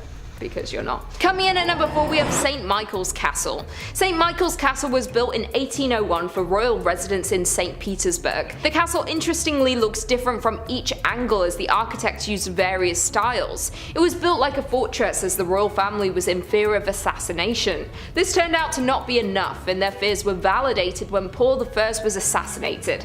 He has moved into the castle 40 nights earlier. He was attacked in his bedroom by a group of dismissed officers. They tried to force him to sign his abdication from the throne. He resisted and the attackers continued. He was succeeded by his son, Emperor Alexander I. After Paul's passing, the family returned to the Winter Palace. The castle was gifted to the army in 1823. In the early 1990s, it became a museum. It is considered that Paul's spirit is now trapped, unable to leave the castle. It seems to be very restless and is often seen by visitors to the museum. He has mostly been seen walking down corridors carrying a candle. Others have claimed to hear distant screams from closed-off parts of the castle. It echoes in the wall like a whisper. People have reportedly tried to celebrate the spirit and speak with it to bring it peace, but after all these years, it still appears to be restless and angry about what happened all that time ago. Coming in at number 3, we have House on the Embankment. The House on the Embankment is a block-wide apartment building that was built in 1931. With the relocation of the capital from St. Petersburg to Moscow, there was an increase in housing demand for civil servants. The apartments were luxury for their time, including telephones, central heating, and high ceilings. When the Great Purge happened in the late 1930s, the residents were detained in their homes. During this time, the building was referred to as the House of Preliminary Detention. As well as the residents, they would bring people they had detained elsewhere and force them into the apartments. Reports say that the apartments hold up to 5 sets of occupants at one time. During this time, over half of the original residents disappeared. It is believed they had been taken away, but no one ever knew. They were simply never seen again. In present day, there are 505 apartments within the building, some used as offices, as well as theatres, restaurants, and retail stores. The Great Purge left a mark on the building that it may never shake. Many executions were performed on the premises during this time. It is believed that the building is full of ghosts, victims of that time that cannot move on. Residents have seen paranormal things from within their home that they cannot explain. Some have seen things in the corner of their eyes. It appears like someone is walking around their home, but when they turn to see, they have gone. One terrified resident even reported seeing a man at the end of their bed, staring at them as they slept. When they jumped up from fear, the man disappeared. From all the stories we hear, it seems like the old residents are still attempting to live in their homes, lost and confused about what happened to them. Coming in at number 2, we have Griboyedov Canal. The Griboyedov Canal is located in St. Petersburg. It was constructed in 1739 alongside the existing river Krivusha. It is rare that a canal would be haunted, but the haunting is more of a yearly thing that you should avoid at all costs. The story goes back to 1881 with the Russian Empire revolutionary Sofia Perovskaya. She was arrested here and there for the revolutionary talk, but it was her final plan that would become the end of her. When her friend was arrested days before she took over the responsibility of the planned attack on Alexander II. The night before the attack, she helped to assemble the bombs that they were going to use. The attack went off as planned and Alexander II passed away due to her actions. She was quickly captured and was to be trialed for her crimes. Her friend, who was arrested the day prior, wanted to save his own life and turned in the rest of the participants. They were tried and sentenced to hanging. She was the first woman in Russia sentenced for acts of opposing her country. It was reported that her acts inspired other activists around the world in the years following. The day she died was March 22nd. It is now said that each year on the night of March 22nd, the air is misty. If you were to be walking down the canal, you would see the ghost of a young girl walking up and down the canal. She looks completely blue with a red mark on her neck. The worst part of the tale is that those who meet her become cursed. She is a bad omen. It is even rumored that she has caused pedestrians their lives.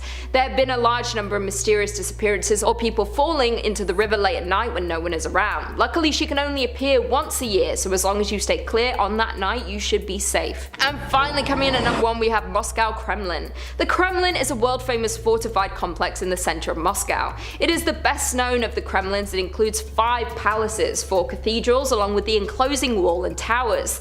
The complex is now the official residence of the President of the Russian Federation, as well as a museum for tourists. Before it was a museum for the public, it was used for the Soviet Union, and remnants of this still remain. The corridors are still lined with brown Soviet tiles, and the walls still have some of the secret communication wires. There have even been bones uncovered during archaeologists' dig in the underground storage rooms. They once buried their own on site. Some of the findings date back to medieval times. There are many mysteries hidden within the vast space of the Kremlin. There are still sections of the Kremlin today that go mostly unused, and many things may have not been uncovered to this date. There have been wars fought and secrets kept within the walls, and some of them have led to restless spirits trying to contact the living. There have been sightings of various ghosts, as well as other unexplained paranormal activity that takes place while guests visit. One of the most common sights is that of an old soldier. At first he seems to blend in with the other security, but as you begin to notice his old uniform, he will often vanish. He has been seen by different guests on different occasions, but no one has been able to get closer to the spirit to see who they are or why they might be there. There have also been sightings of what is believed to be the royal children playing. They were all baptized on site during the 17th century. The monastery was unfortunately blown up in 1929 to make room for the new buildings. Around that site you can sometimes hear children playing, and some have even claimed to see children dressed in older looking clothing. It is believed their spirits choose to rest here, as it was where they grew up and had a deep connection to the place. In at number 2 we have the Hellfire Club. The Hellfire Club is located on Mount Pellier Hill in Dublin. The building gets its name because it's believed to be one of the first Freemason lodges in Ireland. Around 1725, William Connolly, who was one of the wealthiest men in Ireland at the time, built this building to be a hunting lodge. Years after the build, the roof was blown off during a storm, and locals believed it was the work of an aggressive spirit seeking vengeance on Connolly for building on their land, and that's when the story started swirling. After Connolly's death, the building was quickly sold and is said to have become a meeting place for the Irish Hellfire Club. The club was founded in 1735 by Richard Parsons, a known dabbler in black magic. The members met at locations across Dublin and were known for their immoral behaviour and debauchery involving alcohol and sex. The secrecy surrounding the club members led to speculation that they were Satanists and devil worshippers. The president of the club was named the King of Hell and dressed like Satan with horns, wings and hooves. The members were said to set a place at each meeting for the devil in the hopes that he would attend. They were also said to hold black masses in the lodge, during which cats and even servants were sacrificed. Some say the building was deliberately set on fire in order to enhance its hellish atmosphere. The best known Hellfire Club story is the one in which the devil himself appears. A stranger joined the members at a game of cards. At some point, one of the card players dropped a card on the floor. As he bent down to retrieve it, he noticed that the stranger had cloven hooves instead of feet. Another tale concerns a young farmer, curious to find out what went on in the meetings. Climbing up Mount Pellier Hill one night, he was invited by members of the club and allowed to witness the night's activities. He was found the next morning trembling and terrified. Tradition says he spent the rest of his life unable to speak, unable even to remember his name. The Hellfire Club remains burnt out and abandoned on Montpellier Hill looking over Dublin. It is a beautiful sight on a sunny day, but make sure you leave before night. It's a beautiful sight on a sunny day, but make sure you leave before night comes, because you may come into contact with the unusual smells, ghostly apparitions or paranormal sightings. And it's said that satanic rituals are known to be done here. Number 5 on this list is the Alchemos Wreck. The SS Alchemos was a Greek-owned ship that in 1963 capsized off the coast of Perth, Australia. This ship, prior to its sinking and also to this day, is deeply haunted. Tatum Stafford details its history and writes, "The Alchemos was stranded north of Mindarie Keys in 1963 and is said to be plagued with bad luck. The ship was built in Baltimore in 1943, and towards the end of the war it was used to transport US soldiers and German prisoners of war. Post-war, the ship sailed across the world with various crew members recounting ghost sightings that they'd had on board. In 1963, the ship was on voyage from Jakarta to Bunbury when it struck a reef off the coast of Western Australia. It was towed to Fremantle for repairs, then was sent to Hong Kong before a storm hit and it became stuck in shallow waters off Mindarie. The following year, the ship was sold for parts and left to decay, though mysteriously a number of fires have started, burned, and further blackened the wreck since it was abandoned. Though not much of the Alchemos is visible from land today, there are many rumors about the ship's history of paranormal activity. This includes the discovery of a swimmer's skull in its wreckage, and the stories of a ghost dressed in oilskins named Harry, who's been spotted on board more than once since its sinking. So nowadays this wreck is the spot for scuba divers who enjoy the paranormal. They frequent it often and also get visited by many spirits who live there. Harry, the ghost that's been seen a lot, is apparently very friendly, which is a nice change of pace from the other hauntings on this list. Many of the people that have had interactions say that he, although sad, is just looking for a friend to reside with him at the bottom of the ocean. Even though this is on the list about places to never visit, I don't think that we immediately need to write off this spot. If you're daring and you know how to scuba dive, then I suppose you could probably go and have a pretty decent experience with our main guy Harry. Number 4 on this list is the St. John's Orphanage. Not that anyone would ever want to be an orphan to begin with, but if you ever were sent to an orphanage, this certainly wouldn't be first on your list of options. This place is your stereotypical horrible orphanage. The type of place that you watch in a movie and then call your parents immediately afterwards and thank them for being around for you. Apparently the people who ran this place were just inherently cruel. If a child ever stepped out of line a little bit or even did something wrong by accident, the punishments would be swift and brutal. The lifestyle of any child who lived here was said to be pretty horrible, and those that stayed here were often scarred for life. Now it's abandoned and looks like something straight out of a horror film. The windows are broken and the whole building itself looks like something that society has collectively thrown away. This hasn't stopped the ghosts of those who used to stay here from haunting it though. It isn't what you might be expecting, however. You won't find the ghosts of children running through the halls or playing ball outside. I imagine that the ghosts of those said children would want to get as far away from this horrible place as possible. The one who does haunt this place though is actually the one who used to run it. This greasy and stern looking old man that's said to parade around the halls. Apparently he's only ever dangerous to children, and any adults that come to this place should be fine. That being said, I still wouldn't recommend that adults go here because it's all too eerie to begin with. In my personal opinion, I think that there's been too much awful history here to allow this building to remain standing. I'd burn it to the ground and leave those horrible practices where they belong.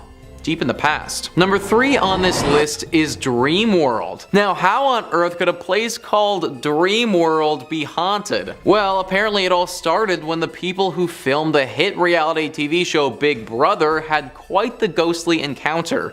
That's right guys, the legends of a ghost at this place have been pretty recent and by an entire film crew. Dreamworld is one of Australia's biggest amusement parks and should be a place of pure joy. The makers of Big Brother decided to build a home at this place and host their show there. During the filming of one of the seasons though, the production crew ran into an unexpected individual. The voice and image of a young girl appeared to all of them on separate occasions during the filming process and scared them to their core. The show was eventually cancelled in 2014, but then a YouTuber named MuiTube went into the abandoned Big Brother house and it definitely looks haunted. The entire place looks like something straight out of a ghost story and makes me believe that some type of spirit could be living there. It also doesn't help that this little girl isn't the only ghostly apparition talked about at Dreamworld. Apparently some employees at the theme park have seen a ghost called Jack Dark. Jack Dark is reportedly a 19th century gold prospector who was killed by a buzzsaw. Now his decapitated ghost wanders the area where he was killed, and it just so happens that there's a theme park there now. If you ever do make it to Dreamworld, then don't stay too long. Ride the rides and then get out of there. If you stick around for an extended period of time, then you might have an unwelcome encounter as well. Number 2 on this list is the Airedale Mental Hospital. The Airedale Mental Hospital has got to be right up there as one of the most deadly mental hospitals in the world. Now what I mean by that is how many total people passed away within the walls of said hospital during its operation. For the Airedale Mental Hospital, this number was not insignificant. In its 140 years of operating, it saw over 13,000 people pass away. That's close to almost 100 people every single year that it was active. Just an absolutely horrendous statistic that speaks to the manner in which this hospital was run. If you've been watching this channel for a while, then you know that mental institutes built in the 1800s were often horrible places to get sent. The procedures and practices that these places had weren't helpful in the slightest and often made those with mental illness get far worse. This was obviously the case here due to its overwhelmingly large death toll. 13,000 people is a lot of people to die, and it's left its mark on this location. The site is no longer used as a mental hospital and has been decommissioned for a few decades. Now it's just a spot for ghost tours. Not a tour I recommend that you take, but if you do, you can expect to hear some loud screams, doors shutting without anyone around them, and temperature changes that just don't make any sense. Some rooms are more haunted than others, and there's one specific bedroom where tons of those 13,000 people died that's just brimming with bad spiritual energy. In a few rare cases, there have been instances where people have left the tour with scratches on their bodies that they don't even remember receiving. I understand the appeal if you're someone who loves the paranormal, but I just don't think that it's worth it considering all the negative juju that surrounds this deadly hospital. Number 5. Island of the Dolls. The Island of the Dolls is a peculiar small island just off the coast south of Mexico City. The island is covered, well, absolutely blanketed in hanging dolls. Just about everywhere on the small landmass. I probably don't even need to really delve into any of the lore behind this island for you to believe that it's cursed. You can just take a look at it and understand. I mean, it's a secluded, abandoned island inhabited exclusively by dilapidated dolls. What do you need? Don Julian Santana Barrera was a man who had isolated himself from the rest of Mexico City, choosing instead to live alone on this small, meager island. His world would be thrown upside down when he discovered a body laying on the shore one day. Shortly following the discovery, a doll washed up on shore as well, having come in from the channel. This event would change Barrera's life forever. Barrera hung the doll up on the island, believing that this would appease the spirit of the girl and set her free. Well, either it didn't work, or he believed he needed a bit of extra protection, because for the rest of his life, Barrera made it his mission to hang as many dolls as he could across the island, scavenging them from the channel, some from the trash, wherever he could find them, until the island's reputation preceded it, and what was once a small, private residence became the infamous Island of the Dolls. Barrera's story would be cut short in 2001, when his body was discovered in the channel floating, just like the doll all those years ago. But his legacy far from ended there. The island has become a notorious tourist destination, only attainable by a boat out of Mexico City. While most guides are happy to take you, there are some who outright refuse the journey for fear of spirits. It's said that if you are to visit, it's best to bring a doll, to appease whoever could still be living there. Ugh. I kind of ran a tingle down my spine, and that's just number 5. Now if you want more stories like that, we have them coming every single day, hot and fresh. All you've got to do is subscribe and creep on creeping on. Let's keep going. In at number 5 we have Berlin Citadel. The Citadel was built in 1559 and is known as one of the best preserved military structures in Europe. It was originally built to protect Spandau from attack, built specifically to have no blind spots, giving an advantage on all sides in the event of an attack. The Citadel has seen a lot of destruction and war since it was built, but the most famous ghost to live there is the spirit of Anna Sidó. Anna was married but had a love affair with Joachim II, the local ruler at the time. As the ruler was dying, he asked his son to take care of Anna. The affair had been frowned upon, but as both of their parents had passed, they had grown closer before he got sick. When he passed, his son didn't keep his promise. He immediately imprisoned her in the Citadel. No one ever saw Anna again after that. There was no explanation as to where she had gone or if she had been punished for her love affair with the ruler. There had been reports from visitors of the White Lady, a ghost seen walking around the Citadel late at night. Some felt a sudden cold breeze and feeling of dread while walking around the grounds, but still there was no explanation. Years later, the Citadel was a big tourist attraction and renovations took place. While they began to renovate, they found the remains of Anna. In at number 3 we have the Crum. Located in Northern Ireland, Crumlin Road Gaol, or so often called the Crum, is reportedly one of the most haunted places in Belfast. This former prison was built in the Victorian era and was designed by Sir Charles Lanyon in 1845. It is their only Victorian era prison remaining in Northern Ireland and was one of the most advanced prisons of its day. This prison held some of the most dangerous and mentally ill people in all of Ireland, and many prisoners passed away while staying here, and they believed to haunt the building to this day. The prison had brutal conditions, and children were even held there as young as 6 for petty crimes like stealing food.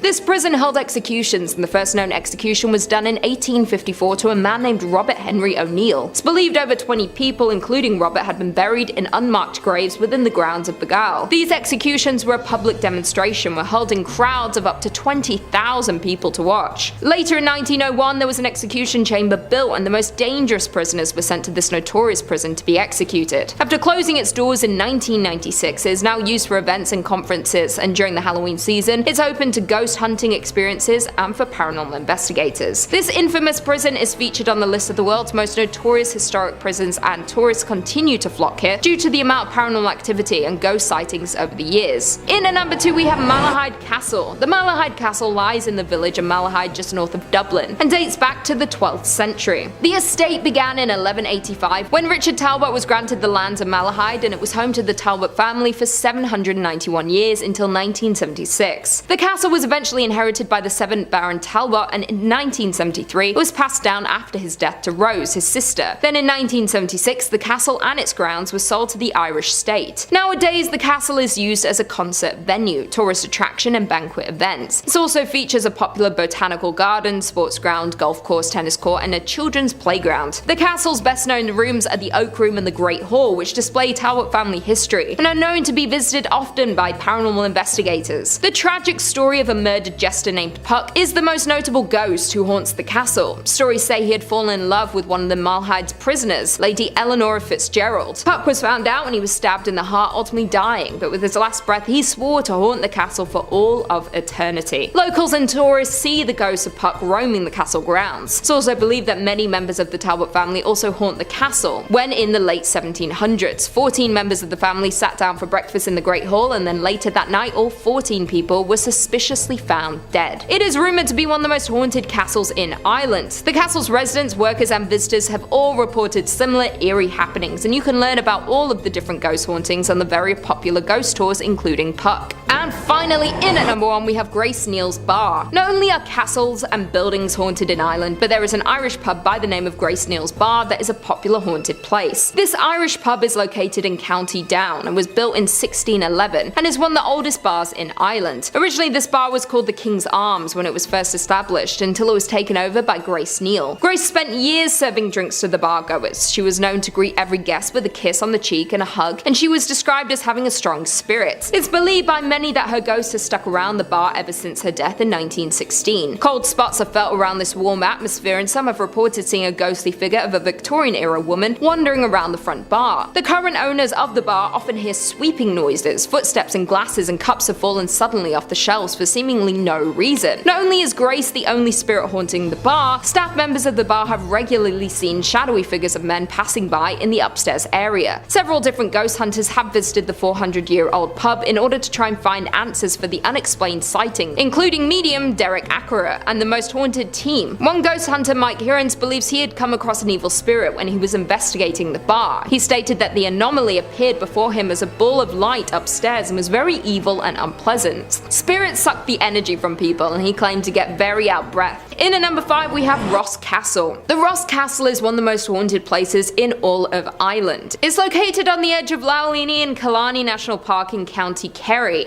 It was built in the late 15th century by the local ruling clan, the O'Donohues, then changed ownership to the McCarthys in 1580, and finally it was leased out to Sir Valentine Brown. But then in 1688 they were exiled after the Glorious Revolution.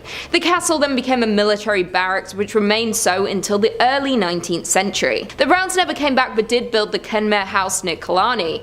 Legend has it that Mr. O'Donoghue jumped or was sucked out of the window of the grand chamber at the top of the castle and disappeared into the waters of the lake along with his horse, his table and his library. It's believed that Mr. O'Donoghue now lives in a great palace at the bottom of the lake where he keeps a close eye on his home and haunts many of the newcomers and tourists that visit the castle to this day. Another story is that in 1536 one of the owners of the castle was Richard Nugent, who was nicknamed the Black Baron, and he had a daughter named Sabina. When Sabina was on a walk along the water by her home, she encountered a man named Orwin, who was the son of an O'Reilly chieftain who was the sworn enemy of the Black Baron. They chatted for a while and they swore to meet again. Over time they met every day in secrecy and soon fell in love, but they knew they could never be together because of the feud between their families. Sounds like Romeo and Juliet. With no hope for them in sight, they just decided to elope. One night they met again, decided to flee together, and they boarded a boat and started traveling down the lake when a storm came out of nowhere. The waves became too much for them and the boat flipped.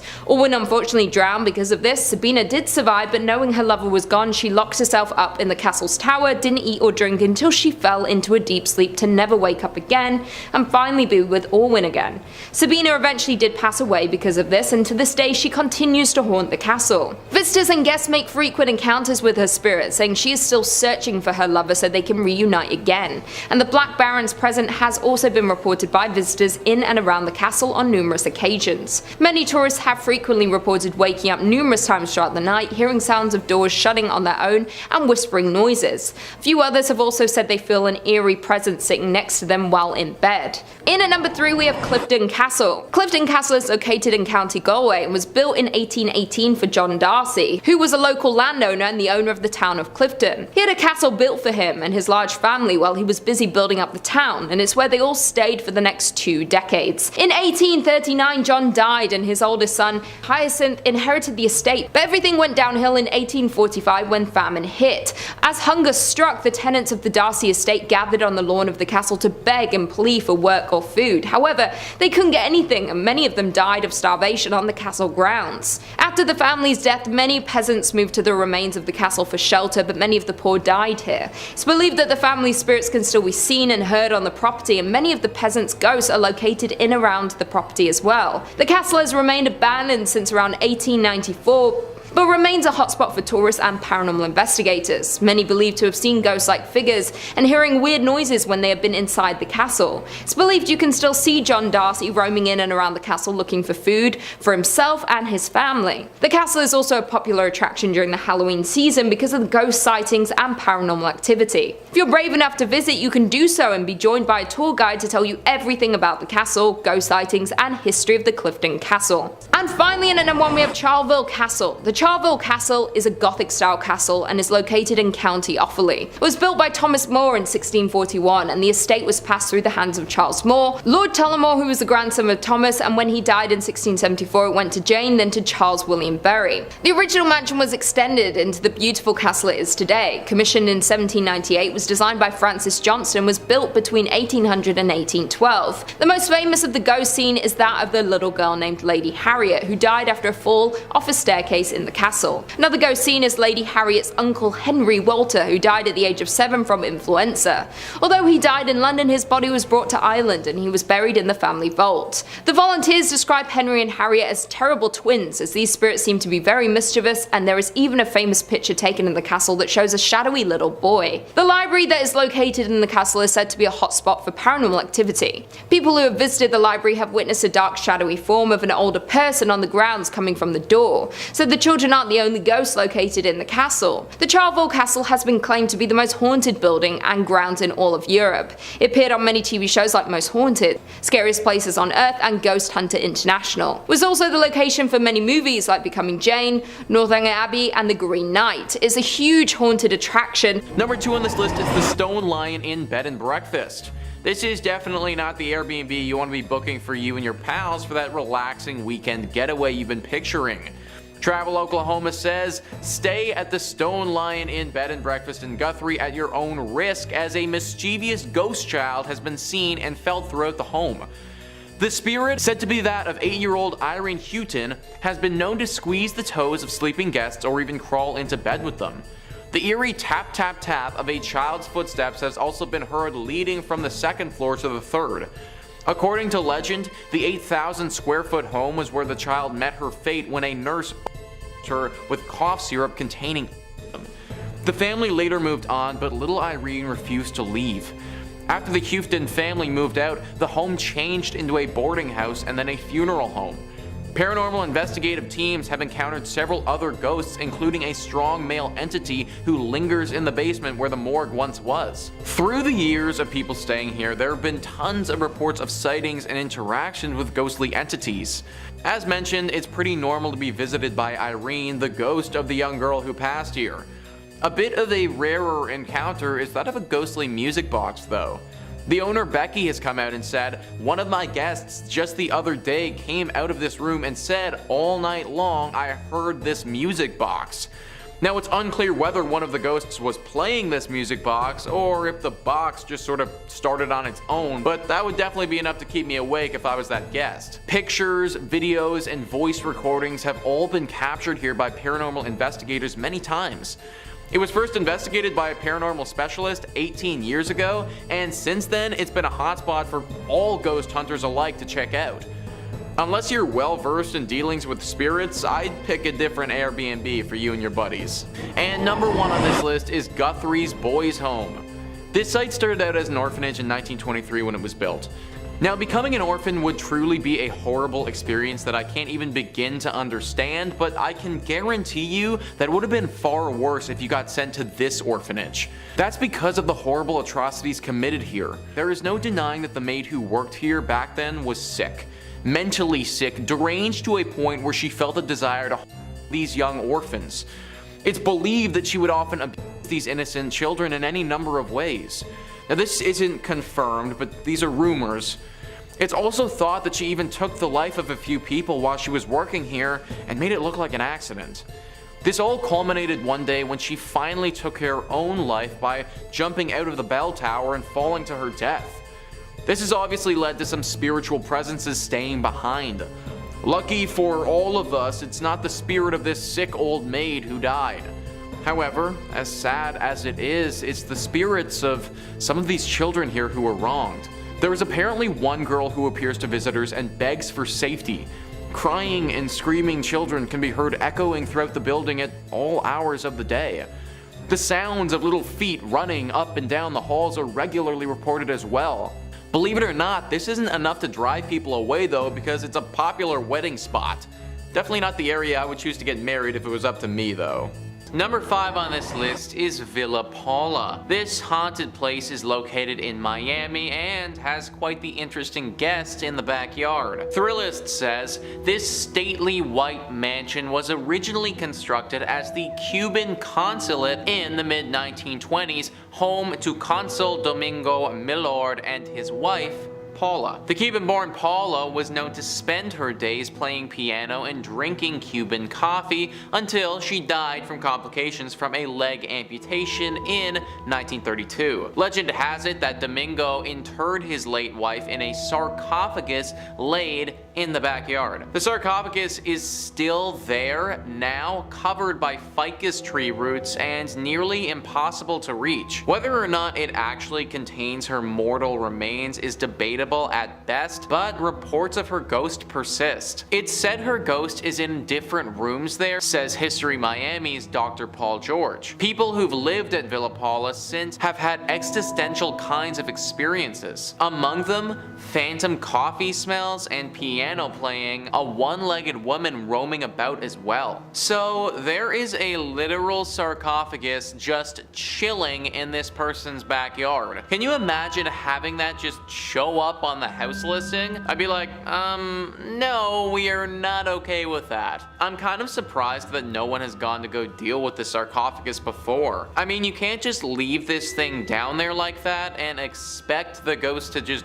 go away. I would imagine that Paula's spirit is probably tied to the sarcophagus and in turn it's tied to the area. Granted, I do kind of understand why no one wants to dig it up. Think about all the crazy stuff that's happened with the pyramids. You dig up this sarcophagus and you might end up being cursed for life, which is obviously something that nobody wants. But now we're left in this awkward place where we can't get rid of the ghost, but at the same time can't live here either. That's why I'm recommending to all of you watching, just avoid Villa Paula altogether. Number 4 on this list is the Blue Anchor Pub. So this is an interesting one because this pub didn't actually start in Florida. Thrillist says this pub was built in 1840s London during Jack the Ripper times, so it should be no surprise that it's haunted. The story goes that the bar was raised in London, but its wooden interiors were sent to New York City and then onto this sleepy Florida town in 1996. Little did anyone know that the pub's original elements came with the ghost of Bertha Starkley, a cheating wife who was murdered by her husband. Today, she can be heard rattling pots, knocking things over, and wailing in the middle of the night at the Blue Anchor. Every night around 10 p.m., the time that she was murdered, Bertha likes to remind everyone she's still here, so the current owners ring the ship's bell to scare her away. So, first thing, I've never actually heard of that before, where they take a building from one continent and then just decide to move it over to another continent. This bar must look pretty cool on the inside to go to all that trouble though. Obviously this was a bit of a mistake and everyone would have been better served if we relocated this thing straight to the dump. Bertha doesn't care if it's in London or America or anywhere. As long as the structure of this pub is still intact, her ghost will still be floating around, which makes it very hard to enjoy a night out at this place. Like imagine drowning several pints, going to take a piss, and then getting ambushed by some 1800s ghost in the bathroom with your pee-pee hanging out. Like, I don't know if I'd ever be able to recover from that, folks. Number 2 on this list is Fort East Martello. If you don't like dolls, then you really won't like this one, guys. Thrillist says, if there is one rule all Floridians follow, it's do not mess with Robert the doll. The 4-foot figurine has terrorized anyone who hasn't taken him seriously since he was gifted to artist Robert Jean Otto in 1904. Otto blamed any mischievous act around him on Robert the doll, effectively coining the oft-repeated Robert did it mantra. The doll currently holds court inside Fort East Martello, where he lives inside a glass case surrounded by a constant soundtrack of haunting xylophone music. The room evokes a heavy air immediately upon entering, and the walls are papered with apology notes from cocky tourists who've dared cross the world's most haunted plaything. Even the Prince of Darkness himself, Ozzy Osbourne, felt Robert's wrath when he suffered a series of health mishaps shortly after dissing the doll on his reality show. I don't like dolls, folks, especially the haunted variety, so this entry obviously had to make the list. Clearly it curses you after you see it because people literally have to come back here and ask for its forgiveness. I don't know if the notes work or not, but I guess that's all you can do when you're dealing with a haunted doll. Hopefully this doll can just chill out and stop haunting people, but in the meantime, I just flat out avoid going to this place in Florida altogether. And number 1 on this list is Casa Monica Resort and Spa. It really sucks that this place is so haunted because it's truly beautiful. Thrillist says St. Augustine's fanciest hotel is also its most haunted. In fact, this 5-star Mediterranean revival haunt is a hotbed of spectral activity. Children are heard running along the 4th floor, but no one is there. The radio in the Ponce de Leon suite randomly comes on, but no one's there. Guests of room 411 wake up to people staring at them,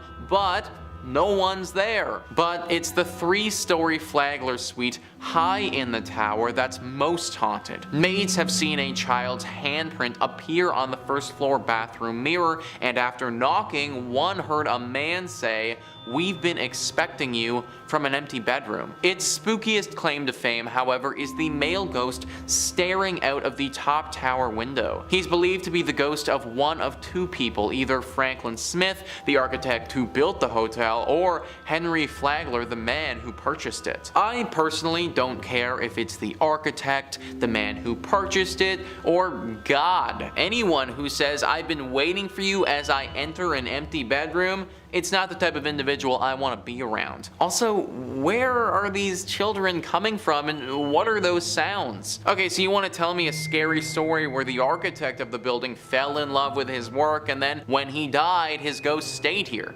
Alright, fine, I can buy that, I can believe that, but like, what are the children doing here? What do they have to do with this place and the architect? Maybe this is just one of those spots where it doesn't matter what happened here, it doesn't matter what will happen here in the future, it's just always destined to be haunted. Number 5 on this list is Mary King's Close. Mary King's Close is known to most as being Scotland's most haunted street. It's a very dark and mysterious looking street. I'm not sure if we have any Harry Potter fans watching, but it reminds me of the dark part of Diagon Alley. Just really strong and creepy vibes.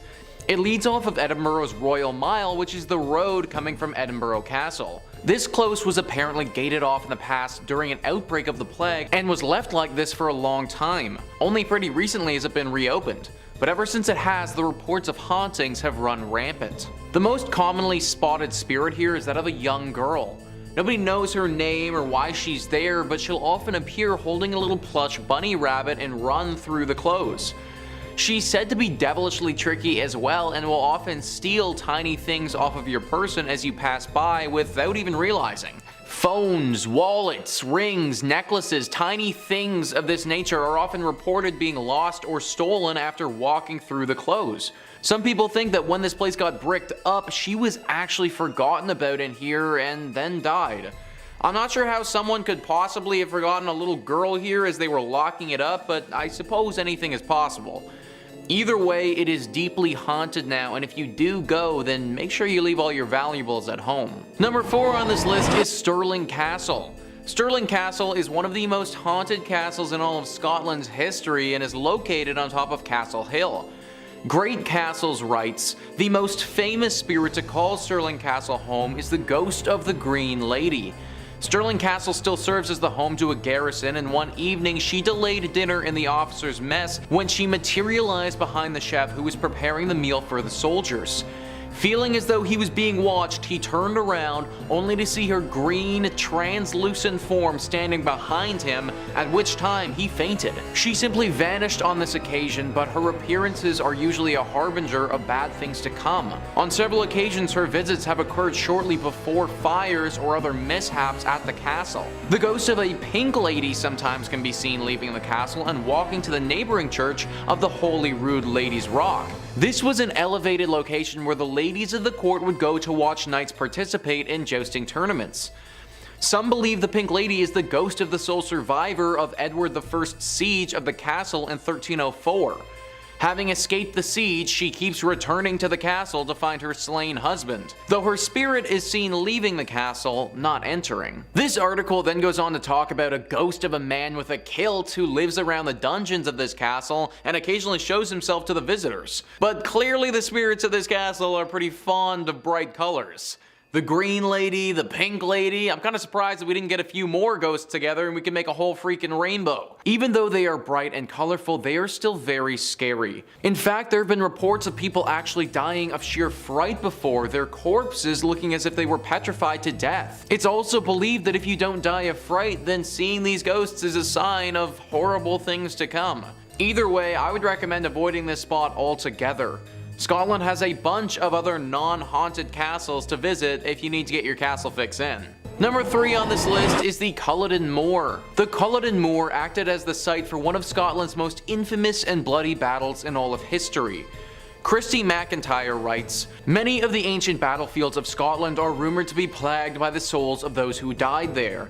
It's not surprising that Culloden, the site one of the most infamous battles in British history, is among them. Over in under an hour, nearly 1,500 Jacobite soldiers were killed, and it remains the last battle fought on British soil. But according to some locals, the battle still rages. Gunfire, swords, and crying are set to echo across the empty moor, particularly on the anniversary of the battle. As well as sounds of combat, the figure of a lone Jacobite soldier reportedly roams the battlefield, wandering in his clan tartan, muttering 'defeated' over and over again as he goes. He's not the only ghostly visitor to this site.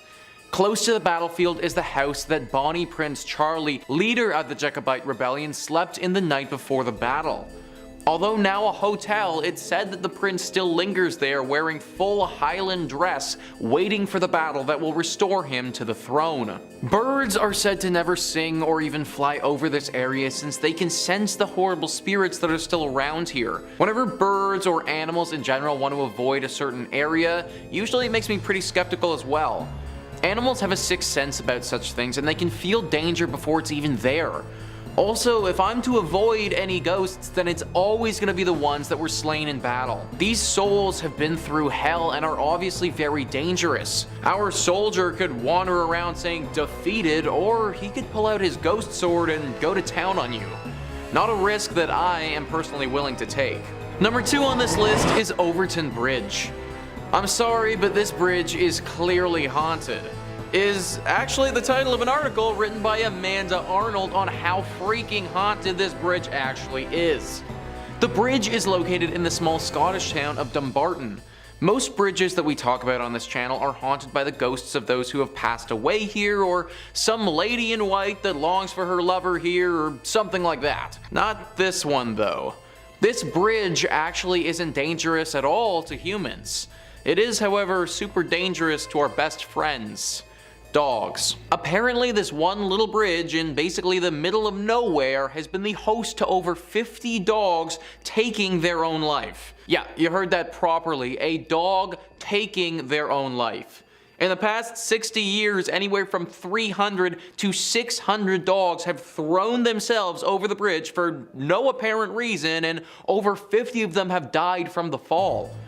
Think about that statistic for a second. Like, that's actually kind of crazy. Outsiders believe that there has to be some kind of smell or some property around here that attracts the dogs to the water, but locals believe it's something paranormal. Apparently, even though these spirits are not dangerous to humans, we can still sense them, and people around here have sensed these beings before. It also doesn't seem like a smell that bothers these dogs because they go into a deep trance right before they leap off. At first, she froze, McKinnon told the Times, but then she became possessed by a strange energy and ran and jumped right off the parapet. That was a statement from a dog owner who watched as their dog jumped off the bridge. Locals think that the ghost who is causing these doggy disturbances are from the Lady of Overton.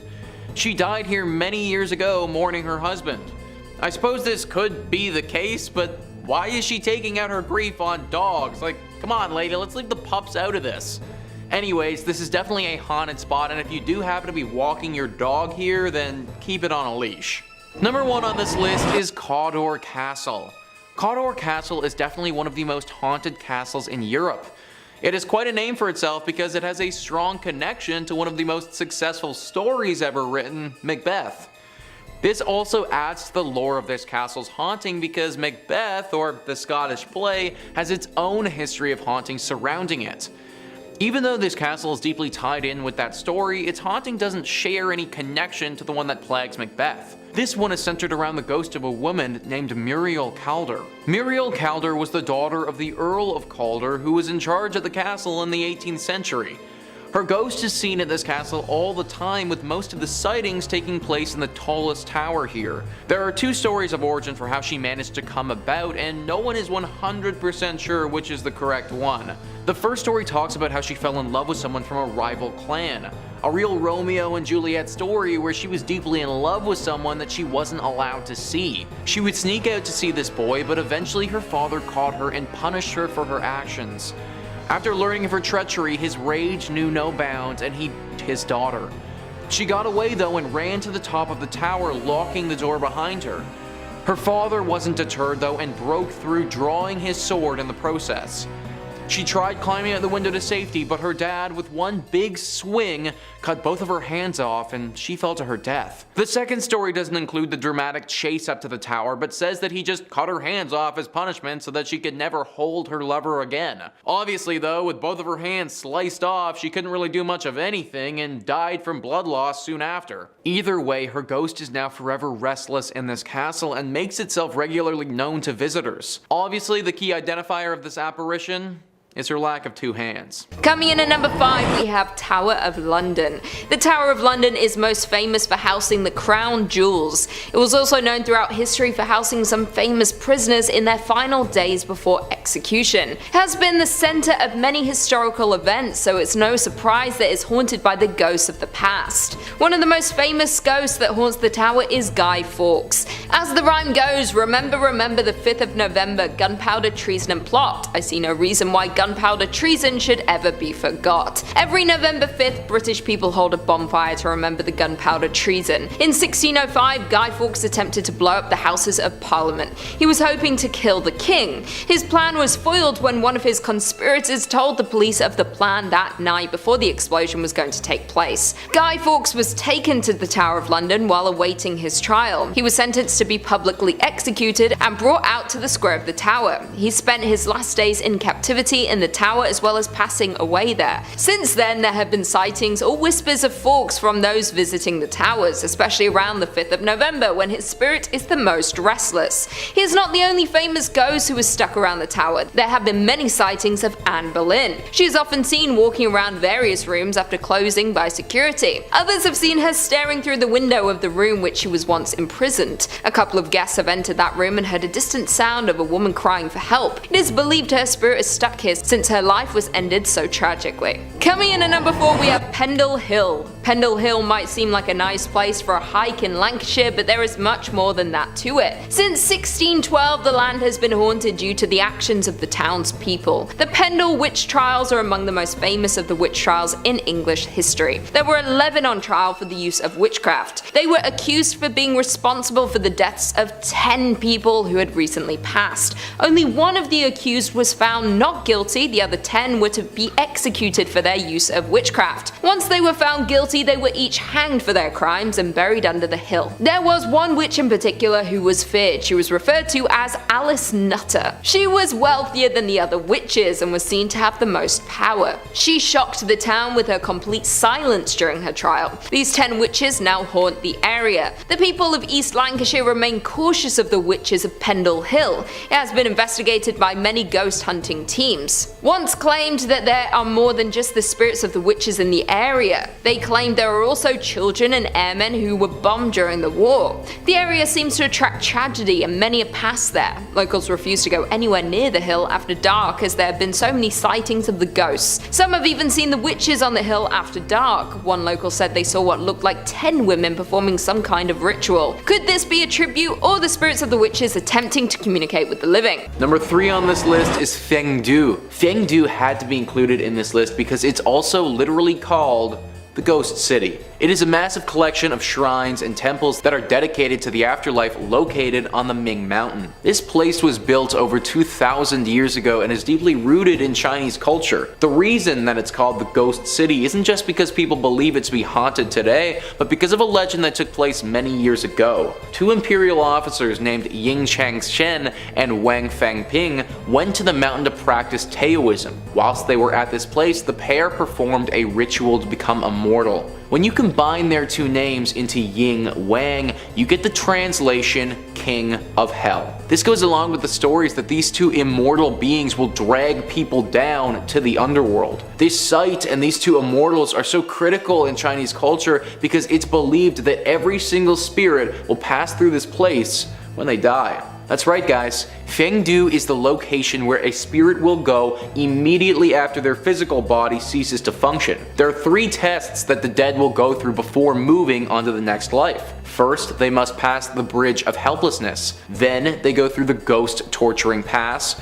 and then finally they will wait at the front of Xianzi Palace. It's here that the ghost must stand on a stone for 3 whole minutes. If you are to be dragged down to the underworld, then it's at this time that it will take place. All of this ghostly activity has made this place very haunted. People have reported sinister laughs and strange noises coming from this place at all hours of the day. People have also reported hearing blood-curdling screams coming from nowhere. They think that these screams are coming from the torturing of those ghosts. If all of this is true, then there really is no point of visiting this place. If all of this is true, then there really is no point in visiting because regardless of how you spin it, we're all gonna end up there one day anyways. Number 2 on this list is the Great Wall of China. The Great Wall of China is one of the 7 wonders of the world and truly a sight to behold. The total length of the Great Wall of China is roughly 21,196 kilometers. This wall was built over thousands of years with the initial construction starting in the 7th century BC. Its purpose was largely to act as a defense mechanism between other nations and also to monitor what was coming in and out of their country. This wall is massive. More massive than anything we can really comprehend. In fact, to put it in perspective, I'm filming this in Toronto, Canada right now. Traveling to China from here is roughly 11,000 kilometers, meaning that the length of the Great Wall is long enough to go all the way to China and then come all the way back.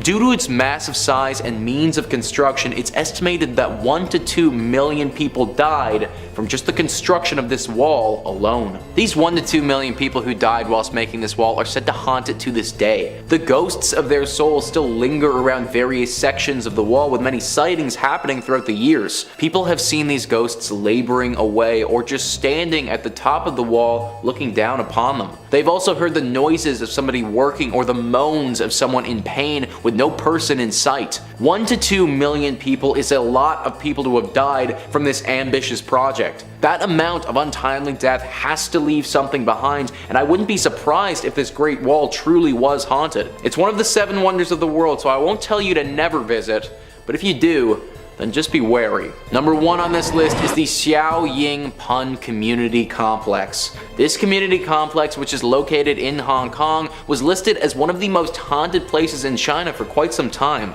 It started off, as many haunted buildings do, as an old mental institute. This institute was built in 1892 and operated as a mental hospital until World War II. During World War II, this building was used as a hospital for any people fighting, but then in 1947 went back to its initial purpose of housing those who were clinically insane. It continued to function like this until 1971, when it was eventually closed down and the building was abandoned. As with many mental hospitals from that era, there were a lot of human rights violations that took place. Couple that with some of the death that it saw in its walls, plus its abandonment, and the legend of a potential haunting started to run rampant. In the recent years, this place has been converted into a community center, but even this immense renovation hasn't stopped the ghostly sightings. The most famous apparition is that of a man dressed in traditional Chinese clothing. It's said that his presence isn't uncommon, and he will often engage people in conversations if they're by themselves. It should also be noted that the mental hospital before it closed down was ravaged by 2 separate fires. Some people died during these blazes, and the spirits of those burn victims have reportedly been spotted in the past. People have said that they've seen them standing at the end of the hall staring at them, completely burned and bloodied. With a history like this location has, it's no wonder that spirits are still sighted walking among it to this day. Number 5 on this list is the Buddha Labyrinth. Buddha Labyrinth is a series of tunnels that are all connected under Budapest. It's a naturally forming system that humans have cultivated. They've used this place for many different purposes since ancient times. Storage and shelter are right up there as being some of the biggest. They've also, however, hosted some pretty dark and disturbing things here. These tunnels have been used as torture chambers before. They've been used as a prison before, and even a dungeon back in the day. Due to some of these darker times that the tunnels have seen, it's believed that there's some residual dark energy that resides here, and the tunnels themselves are ultimately haunted. Some of the most commonly spotted spirits in these tunnels are that of 3 women. A while back, 3 female skeletons were found in the depths here. The cause of death was never fully confirmed, but it was believed by how they found them that it would have been horribly brutal. These 3 ghosts haunt this place all the time, and there are even stories about how they used to take people. They would leave the confines of these tunnels and drag unsuspecting victims down here to die. That hasn't happened for several hundred years though, so I think that we're all pretty safe in that regard. They aren't alone down here though. The souls of those who were tortured to death still linger here and oftentimes make themselves known to visitors. Disembodied voices, screams, moans, the feeling of someone's hands grazing over you as you walk past. All of these are very common occurrences down here. We've just seen it time and time again where a place sees a little bit too much darkness and hate and then becomes haunted. The Buddha Labyrinth is definitely one of those examples. Highly recommend keeping it off your itinerary if you're traveling to Hungary anytime soon. Number 4 on this list is Witch Island. Yeah, literally a place called Witch Island obviously is going to be making the list. There's an ancient legend that surrounds this island which has given it its name. It was a classic case where people were thought to be witches and were wrongly accused of such and then ultimately put to death. Let's Travel says, it might seem like a pleasant and relaxed place, but there is a creepy story following this place. Sezgid was suffering from a serious drought and the locals were praying for that. Suddenly one day, rain starts with chunks of ice falling from the sky and many locals were convinced of witchcraft. For that reason, 12 people were caught believing that they were witches. They killed them, and since then, locals say that they hear desperate voices crying for help on the riverside. Apparitions are also seen super regularly. These are just normal people too, or at least that's what people think. It's pretty much common knowledge at this point that these women weren't witches at all, but just regular people. These ghosts that show up are desperate and in need, and they look really sad. They probably won't hurt you, but they'll definitely make you feel something. I'd stay away from this island if you can. Number 3 on this list is Salgotarjani Cemetery. Cemeteries are supposed to be peaceful places where the dead can pass. But sometimes that doesn't happen and they end up like this one. Deeply haunted. Orbitz writes, on the far outskirts of Budapest lies a forgotten cemetery straight out of a horror movie. The tall, imposing stone gates now face an outline set on train tracks with an eerie silence only broken a few times an hour by a passing train. A knock on the gates results in 2 large guard dogs rushing to the iron bars, jaws slapping as they attempt to ward off any unwelcome visitors. Inside the giant walls of the once magnificent cemetery are rows of impressive tombs of certainly important people of their time. This cemetery is the oldest Jewish burial ground on the pest side of the city, but fell into ruins after most of the Jewish population was forced out of the area during World War II.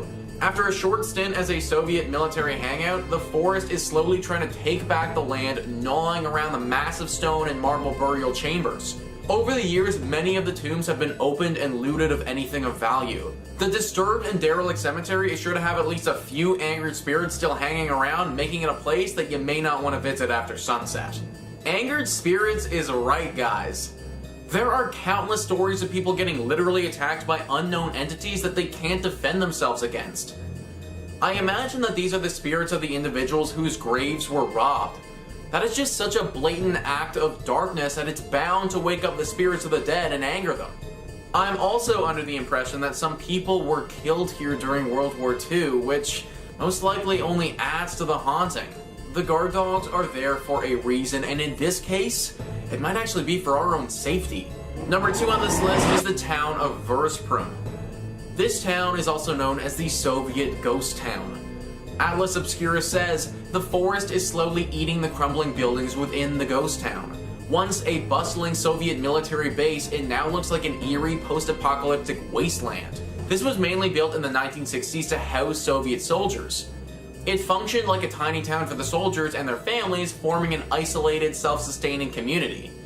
It had many fixtures you'd expect to see in any civilian town, like schools, a movie theater, pubs, and restaurants, though most of the base was dominated by large blocks of barracks. After the Soviet Union fell in the late 1980s, many of the residents left the base. The Hungarian Defense Forces were gradually laid off, and the nearby War Helicopter Regiment became defunct in 2004. Now the base's only visitors are curious urban explorers and the occasional airsoft players who dart and duck around many of the neglected buildings. It didn't take long for the abandoned town to begin looking like a scene from an end-of-the-world action thriller. The buildings have begun to fade and fall. Greenery creeps over the unused streets and climbs the walls of the derelict structures. Nature is reclaiming the site from civilization, slowly clutching it within its grasp. So to begin, the town is already pretty freaking creepy. However, there's been rumors of an entity that lives here as well. In the time since it's been abandoned, people believe that a beast or monster has taken up residence here.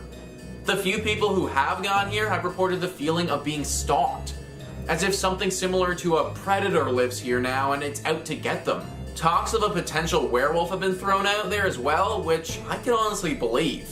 Whatever this creature is, it's dangerous. Stay away from this town at all costs. And finally, number 1 on this list is the Isvantelic Train Yard. This is an abandoned trade yard where old cars rot away. Some of these cars rotting here, though, have seen their fair share of horrors. Atlas Obscura says, more than 100 locomotives and train cars rot away, some in deteriorating depots, others out in the field.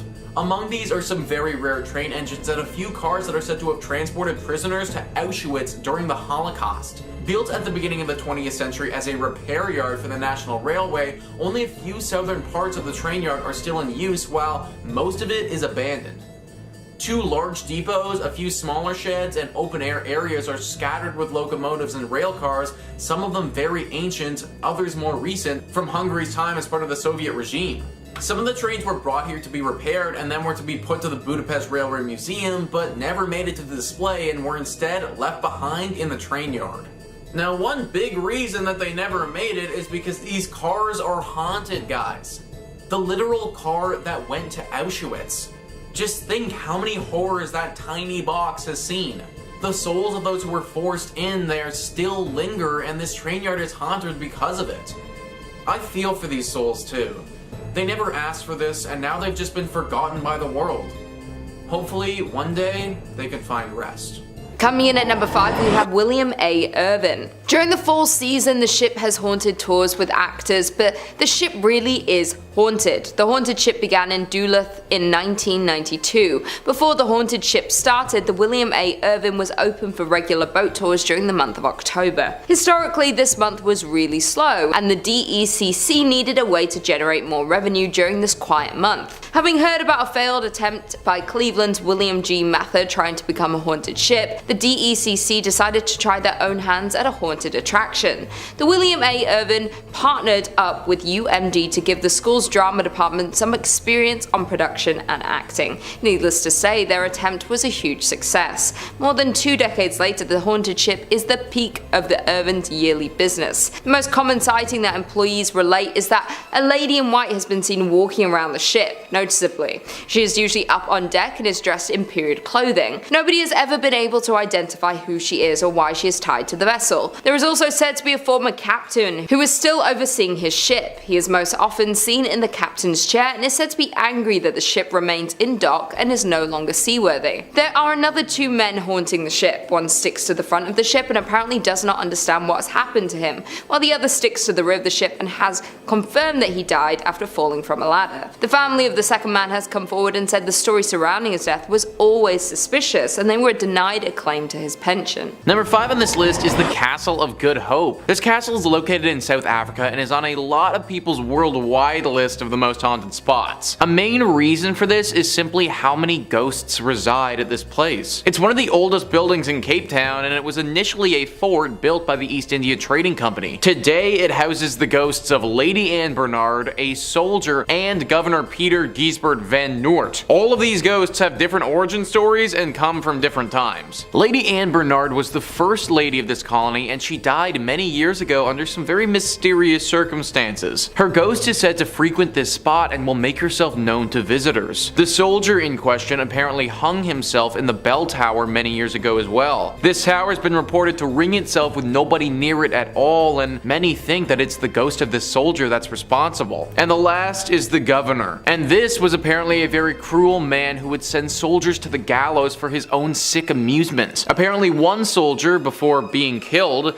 put a curse on him, and after the soldier died, the governor was found dead in his own office of a heart attack. Now his ghost forever wanders the castle in search of rest. Apparently the modern day soldiers that have to patrol this place don't even walk through it at nighttime, but they walk around it for fear of these poltergeists. Not a spot that I'd recommend visiting if you ever find yourself in South Africa. Number 4 on this list is Table Mountain. Table Mountain is located in Cape Town as well, and is a large and intimidating mountain that overlooks the city. Travel Triangle says, no matter how brave-hearted you are, you would surely get the scariest of experiences of your life here. It's believed that the governor of Cape Town had an enemy among one of the citizens of this town. In order to take revenge, he gifted the son of the governor a beautiful flute. Unbeknownst of the fact that it was used by a leprosy earlier, the boy enjoyed playing it. After playing it for a few days, he became so ill that he was forced for expulsion at a hut in the Table Mountain. He played his flute there until he died. The local people of the area say that the mournful tunes of flute are still heard in the dark, lonely forest. The story doesn't go on to say what happened to the man who gifted this child with the flute, but one can only assume that the governor had something to say about it. The story itself is really sad though, and watched as an innocent was killed. It makes sense why their ghost would still haunt this mountain today. Also, who knows what happened in those last final days of life in the hut on the mountain. Potentially it was something paranormal which has led to the continued haunting. Number 3 on this list is Baron Empain's Palace. So this palace is located in Egypt and is apparently one of the most haunted. Usually when we think about haunted spots in Egypt, we think about the pyramids. And truthfully, they should probably make this list as well. But today I wanted to pivot and shine some light onto this place, which is arguably just as cursed. Travel Triangle once again writes, people nearby and guards around the palace have seen ghosts and have heard weird voices coming out of this now abandoned place. It's believed that Baron, owner of this house, used to live here with his wife, daughter, and other family members. Baron's wife died in this palace in very mysterious circumstances. It's also believed that his wife was unhappy with Baron due to his extramarital relationships. This made the daughter undergo severe pain and depression, and after a few months, she also passed away under mysterious circumstances. Baron died, and people aren't sure exactly how he died either. Due to the jinxed and haunted experiences the other relatives had long left the palace. This site has been very popular among ghost finders and Egyptian tantrics, but after the haunted experiences increased, the palace has been shut down for visitors, although one can roam around the exteriors of this place. This is among the spookiest haunted places in Egypt. Whenever 3 people die just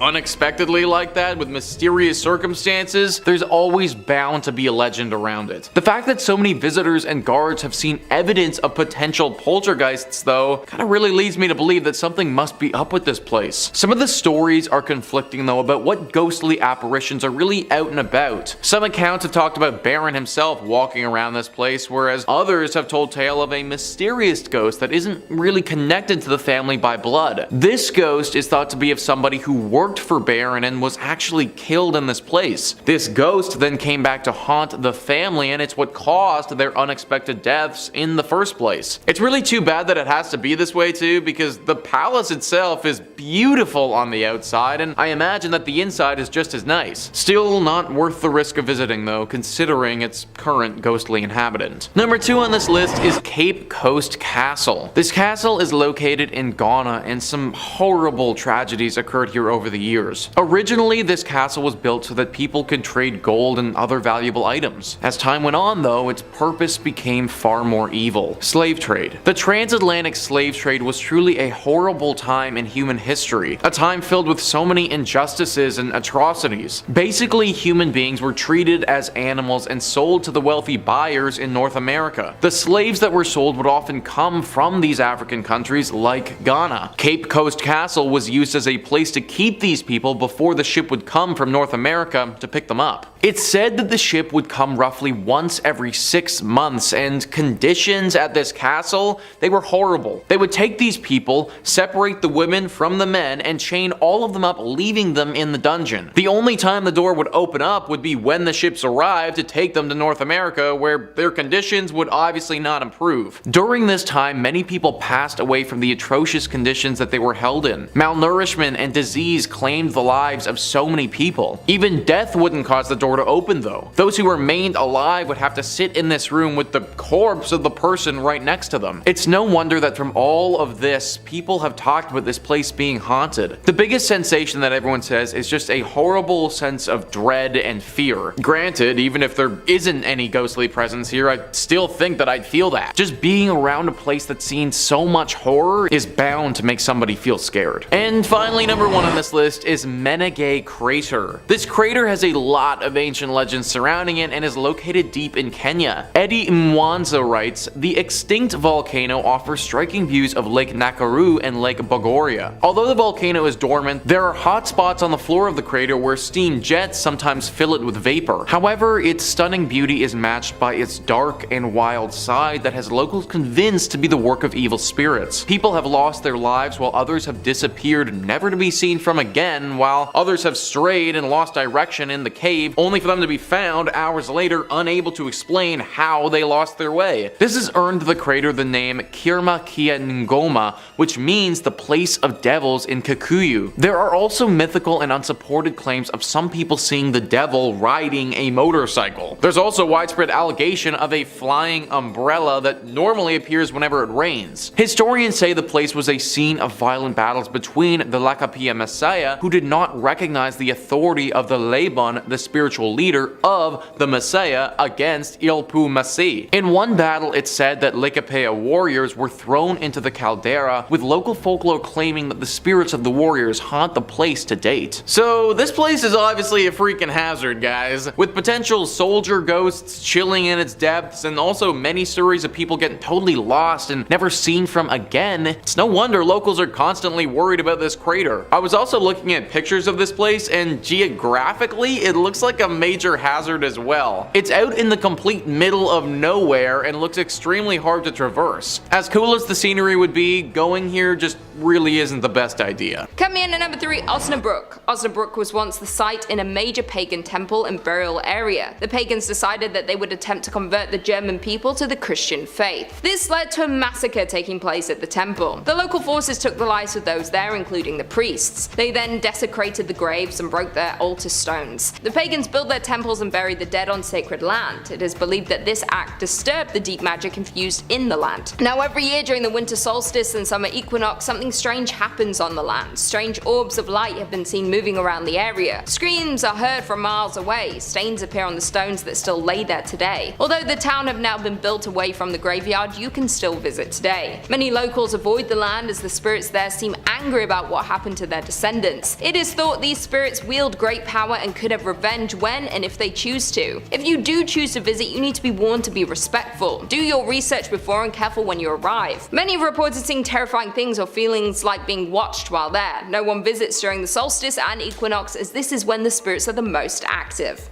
Coming in at number 2, we have Peacock Island. Peacock Island is situated in the River Havel in Berlin. In 1685, chemist Johann Kuhnel was given financial aid to build a glass foundry on the east of the island. Here he discovered how to produce artificial red glass. When he left the island in 1692, it remained unused for about 100 years until 1793. In 1793, the Prussian King Frederick built the castle for himself and his mistress. This was then passed down through the family and used for many different reasons, including being used as an exotic farm. Although the island has a long and exciting history, there are claims it is the original Johann Kuhnel who inhabits the island long after her death. It is claimed that Johann was not only into creating glass, but that he experimented with dark magic. It is believed that through his experiments with black magic, he had cursed himself. He attempted to flee the island as to not be attached to the curse, but this didn't work. In the afterlife, he was bound to the land and his old foundry. Those who have visited the island have seen a black figure with glowing red eyes. He is often seen at the stroke of midnight. When he is near, you can feel the chill in your bones. You know that you're in the presence of darkness just by being on the island during his hour. His laboratory still stands today, and some have tried to find his old lab to learn all the dark magic and secrets that he tried to hide. It is said a fire nearly destroyed the building. The police believe this to be man-made, and it's speculated he was trying to destroy the demons and spirits he had accidentally been working with in the lab. He couldn't escape the curse, and if you don't want to meet the same fate, I would avoid visiting this building. And finally, in at number 1, we have the Woldneil Hostert School. The school was first built in 1913 and then closed in 1937 when it was then used by the National Socialism Party. They wanted to use the building as part of their euthanasia program. They wanted to make their bloodlines pure and strong, and they had the idea to use the building to house anyone who was not seen as genetically healthy. All those with hereditary illnesses or who were severely mentally and physically handicapped were classified as lives unworthy of life. They would invite the people they deemed to fall into this category to live in the facility before they would eliminate them. According to data collected, more than 260,000 people fell victim to their war against sick. This was just one of many of these facilities run around Germany. With all of the horrible acts committed here, it is no surprise that it is haunted with the lost souls. The people lost here were taken suddenly, and their spirits remain unable to pass on. Some people who have visited reporting hearing blood-curdling cries coming up the walls in every direction. Others have seen shadows darting from room to room as though they are watching those who walk there. Other ghosts have been seen looking through the windows or sitting inside the rooms late at night. They don't seem to have bad intentions, but they seem to be distraught, which can be equally as dangerous if you were to stumble across them unknowingly. Some even claim to see children who have disappeared as soon as they were noticed. The stories from those who have visited are terrifying and chilling to hear. It is enough to warn anyone away from attempting to visit the old school.